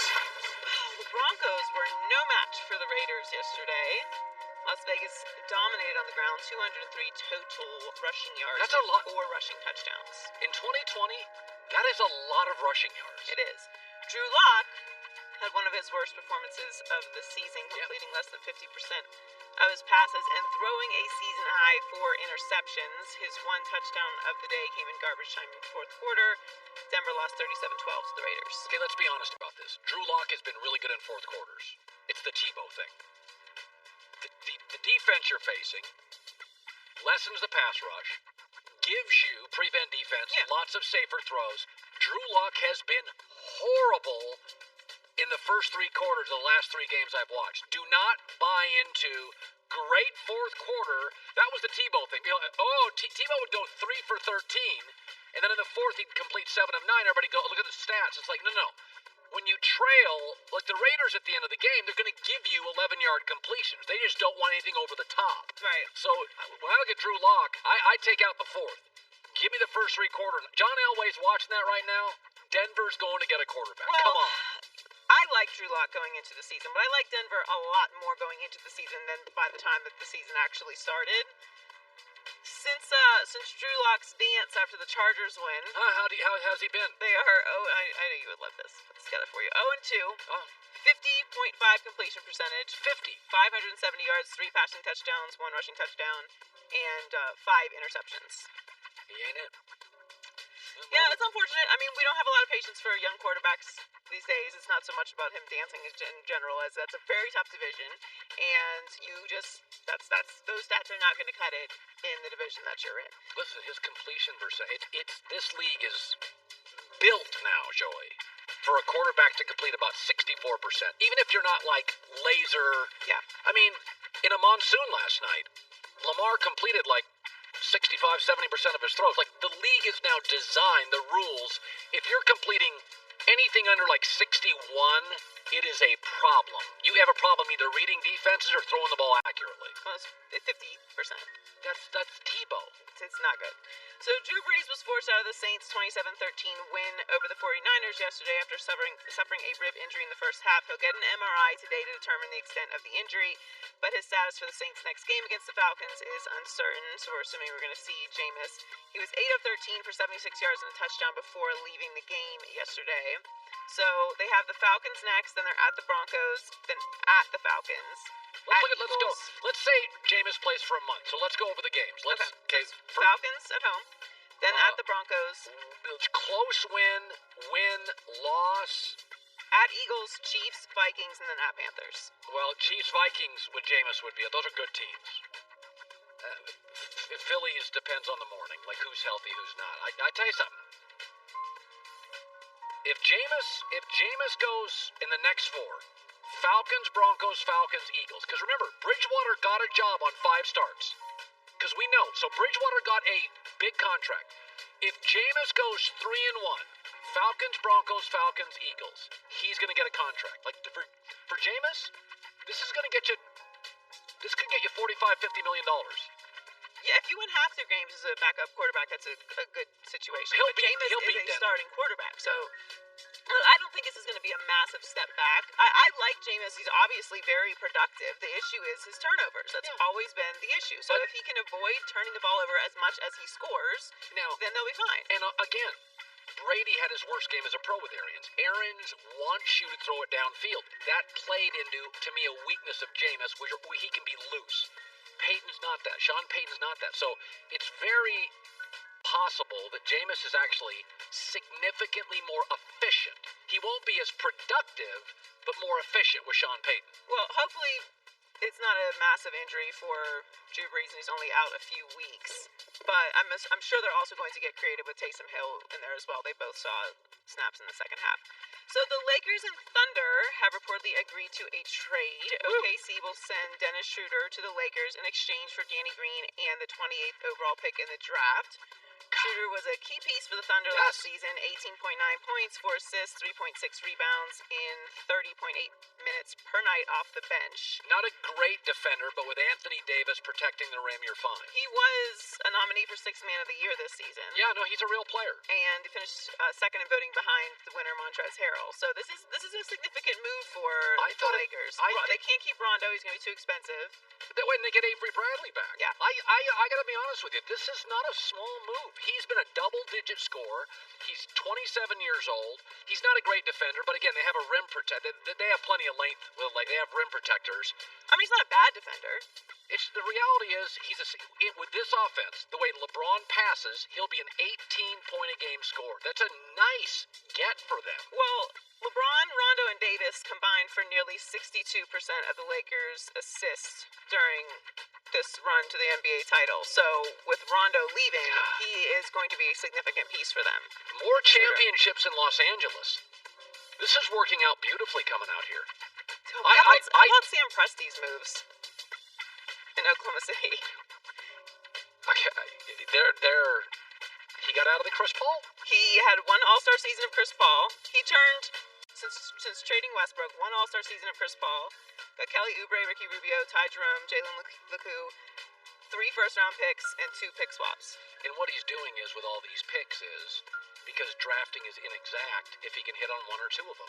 If you hit on 1 or 2 of them, you get a star or 2, then you start over and you get your new version of Harden, Westbrook, hopefully Durant. And he moved off of Chris Paul's big contract. Yeah. And Chris Paul's contract is not as bad as everybody's. It's 2 big years. But it's too big for a rebuilding team. Right, but it's fine for Phoenix. Yeah. Good stuff, Joy, with the news. Well, that's the news. And thanks for stopping by. The Herd Lie News. I am. When I saw that move yesterday on Twitter, my first takeaway was, wow, that is substantial. Like, LeBron had to be gone. I got to give up a 28th pick. LeBron doesn't like draft picks anyway. And Danny Green, who I like, but he was inconsistent. And to get Dennis Schroeder with LeBron's passing, Avery Bradley comes back. It's like the Lakers will be significantly better in the backcourt. Well, you have to love that move also because they're not super excited about starting up as early as they have to now, having just finished the bubble. So they get another guy that can score. In a few weeks, and he's young.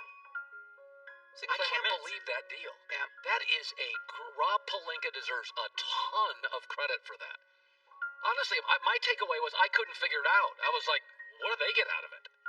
A 28th pick in this draft? He's out of the league in 40 minutes. They don't know if they have 3 picks in this draft. I'm sure there's something in it for them. They can get rid of Danny Green's contract. I mean, basically, getting rid of Chris Paul and eventually Danny Green's contract is they're just not going to have. They can have a clean slate. What they're going to be able to do is go offer an all-star huge money. That's it. They have a lot of flexibility now. Yeah, tons of it. Sam Presti does. All right. 3-word game NFL wrapping up on Monday. Be sure to catch live editions of The Herd weekdays at noon Eastern, 9 a.m. Pacific. This is Sammy J, and I have some exciting news to share. We are back for Season 2 of my podcast, Let's Be Real with Sammy J. Season 1 had some amazing guests, including YouTube sensation Liza Koshy and NBA All-Star Kevin Love. Nothing robs us of more human potential than mental illness. This season, we'll have more revealing and unfiltered conversations with celebrities, influencers, activists, and athletes, including the amazingly talented Anthony Ramos. How do we dig deeper in what we say as artists if we aren't digging deeper in our own lives? TikTok sensation Dixie D'Amelio. This time last year, I was on the bus to field hockey games. I didn't even do TikTok. And to give back, my guests will also talk about a charity that's close to their hearts. Oh, Sammy doing all this important work in the world. I'm saying 17, man, come on. Listen to Let's Be Real with Sammy J on the iHeartRadio app, Apple Podcasts, or wherever you get your podcasts. Ever wondered why there are 2 ways to spell donuts? Or why some people think you can find water underground just by wandering around with a stick? Believe it or not, this is stuff you should know. You Know the podcast with over 1 billion listens. It's now for your eyes, so you can read it. Stuff You Should Know, an incomplete compendium of mostly interesting things, covers everything from the origin of the Murphy bed to why people get lost. Pre-order at StuffYouShouldKnow.com or wherever books are sold. More than a grill, it's a lifestyle. RECTEQ.com, built by grillers for grillers. Joy Taylor has an update on Drew Brees, the very latest, Joy, on Drew Brees' injuries. So he has multiple rib fractures on both sides of his chest and a collapsed lung on the right side, according to Ed Werder. Okay, so he's out for a month minimum. That's not stuff that's... Sounds pretty dramatic, yes. Yeah, so it's listen, Teddy Bridgewater last year, 5 starts, 5-0, changed his financial life, and it got the Saints into the playoffs, and actually Brees came back rested. So now it's Jameis Winston's probably going to get 4 or 5 starts. So I've always been a critic of Jameis, but a fan of Teddy. It's the same roster, so let's see what Jameis can do. And this division just got very interesting. Brady. All right, here we go. It's called the 3-word game. Every NFL game wrapped up in 3 succinct words. Texans and Browns. Very nice, windy.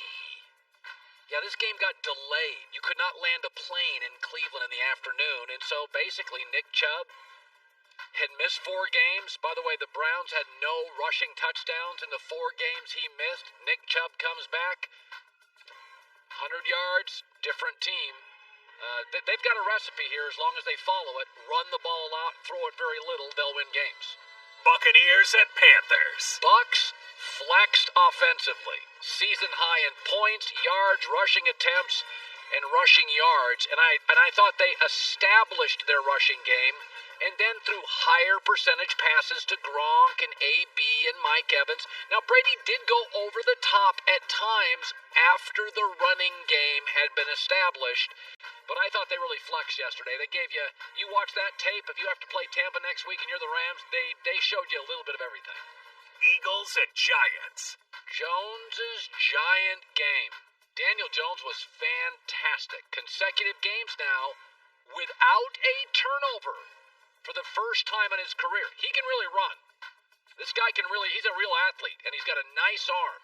So I think Daniel Jones, everybody said he was Eli Manning. He kind of looks like him. He's a much better out-of-the-pocket runner than Eli Manning, but I think he throws the same very catchable ball, and I think that was the best he has looked in the NFL. Jaguars and Packers. How's that possible? Okay, 30-mile-an-hour winds at Lambeau probably explains it, but you watched that game, I watched that game. How was that game close? I don't know. Washington and Lions. Motor City mediocrity. Matt Prater, 59-yarder as time expired. If the Lions had failed to win, it would have been the 9th time in the Matt Patricia era where they blew a 10-point-plus lead in a loss, and they almost did again. Broncos and Raiders. Just winning, baby. Defense forced 5 turnovers from Drew Lock. They entered the game with 5 takeaways all season. It was real simple. They ran the ball and let Drew Lock make a bunch of mistakes. Boring and simple, and it worked. Chargers and Dolphins. A simple recipe. They're great on third down defensively. They have great special teams. And they asked Tua complete about 15 or 18 passes. This is what they do. They don't make a lot of mistakes. They don't turn it over. They play great special teams. They make their field goals. And defensively, very good. They get you off the field on third down. Very simple recipe for Miami. Bills and Cardinals. Murray's a magician. What are you going to say about Kyler Murray? First player in NFL history with both a passing touchdown and a rushing touchdown in 5 straight regular season games. I know you want to compare him to Russell Wilson. He's not. He's much, but he runs to attack. Russ runs to buy time to throw. This kid, he runs. He'll end up being one of the top rushers in the NFL this year. He's not Russell Wilson. Seahawks and Rams. Don't blame Russ. Seattle has not had a 100-yard rusher this season. He was sacked 6 times. Their secondary, although talented at safety, does not make plays. I mean, look at the difference between the Rams secondary yesterday that shut down DK Metcalf, had multiple picks, and the Seahawks secondary where Ram receivers were wide open all game. Go ahead and blame Russell Wilson, but I said before, Kansas City could win a lot of games without Mahomes. Last year, the Steelers won 7 or 8 games without Ben. Would Seattle win a game in this league, seriously, without Russell Wilson? I'm not sure they would. Bengals and Steelers. Learned nothing new. Steelers have won their last 11 games against the Bengals. And it's interesting, they're the first team to start 9-0 since the Panthers and the Patriots did it in 2015. Sometimes they let bad teams stick around. That was not the case yesterday. 49ers and Saints. Up to Jameis. As Joy told you, Drew Brees, multiple fractured ribs. And so it looks like in the next month, Jameis is going to play Atlanta, Denver, Atlanta, and Philadelphia. 3-1. Teddy Bridgewater went 5-0. 3-1. They'll probably retain the league division lead because Tampa's got to play Kansas City in 2 weeks. They'll probably lose that. So they can lose a game. They lose 2, and Tampa Bay's got Rams at home, they'll win. After Kansas City, a bye, so they may just sit home and take the division lead. Ravens and Patriots. Perfect Patriots weather. It's pretty simple. The Patriots this year, New England 4-1 when they rush 35 times or more. And 0-4 when they don't. So when the weather's like this, and nobody can throw the ball that effectively, this is what New England's built for. They still, regardless, and I don't think Cam's the answer, they got to get quarterback fixed, and they have got to get faster offensively. They got to get faster at tight end. It's amazing. We live in Los Angeles. The Rams have 2 tight ends I like. The Chargers have a great tight end. We got 3 in LA. If you count the Raiders that were in Oakland last year and Kittle, our state had 4 great tight ends. New England doesn't have anything resembling that. Tight end's a position right now. There's a lot of good tight ends, and there's a lot of good tight ends coming out of college football. They got to figure that out. They're not dynamic at all there, and they got to get faster. And that's not a Cam problem. New England's got to get faster at wide receiver. You watch some of these rosters like Tampa offensively, and then you look at New England, and you can blame whoever you want. One of those GMs in Tampa can draft skill people. They're number 4 receiver in Tampa, Scotty Miller. Their number 5 is Tyler Johnson, the rookie from Minnesota. He can play. So tomorrow, one of my favorite college football coaches, Brian Kelly of Notre Dame, stops by, and Peter King stops by as well. Lakers have pulled off a trade. The Drew Brees injury, much more significant than initially perceived. Good stuff. Good. By the way, starting Thursday, Seahawks, Arizona. It is the best NFL weekend of the year. It's a great NFL weekend coming up. Hi, I'm Caitlin Durante. And I'm Jamie Loftus. And we're the hosts of the Bechtel Cast on iHeartRadio. Each episode, we invite comedians, writers, and film critics to bring their favorite movie and analyze it, and sometimes tear it to shreds. Using an intersectional feminist lens and the Bechtel test as a jumping-off point for discussion. It's the funny, comprehensive movie analysis podcast of your dreams. Recent episodes include Space Jam, Harriet the Spy, and Set It Off. New episodes of the Bechtel Cast come out every Thursday. Listen on the iHeartRadio app or wherever you get your podcasts. The Rock and Roll Hall of Fame is partnering with iHeartRadio to bring you a brand new podcast series, Induction Ball. This show brings you back to the induction ceremonies for some of the most powerful moments on the Rock and Roll Hall of Fame stage, featuring inspiring speeches direct from the artists themselves. Rock and Roll Hall of Fame Induction Ball. Available now with new episodes every Friday on the iHeartRadio app, Apple Podcasts, or wherever you get your podcasts.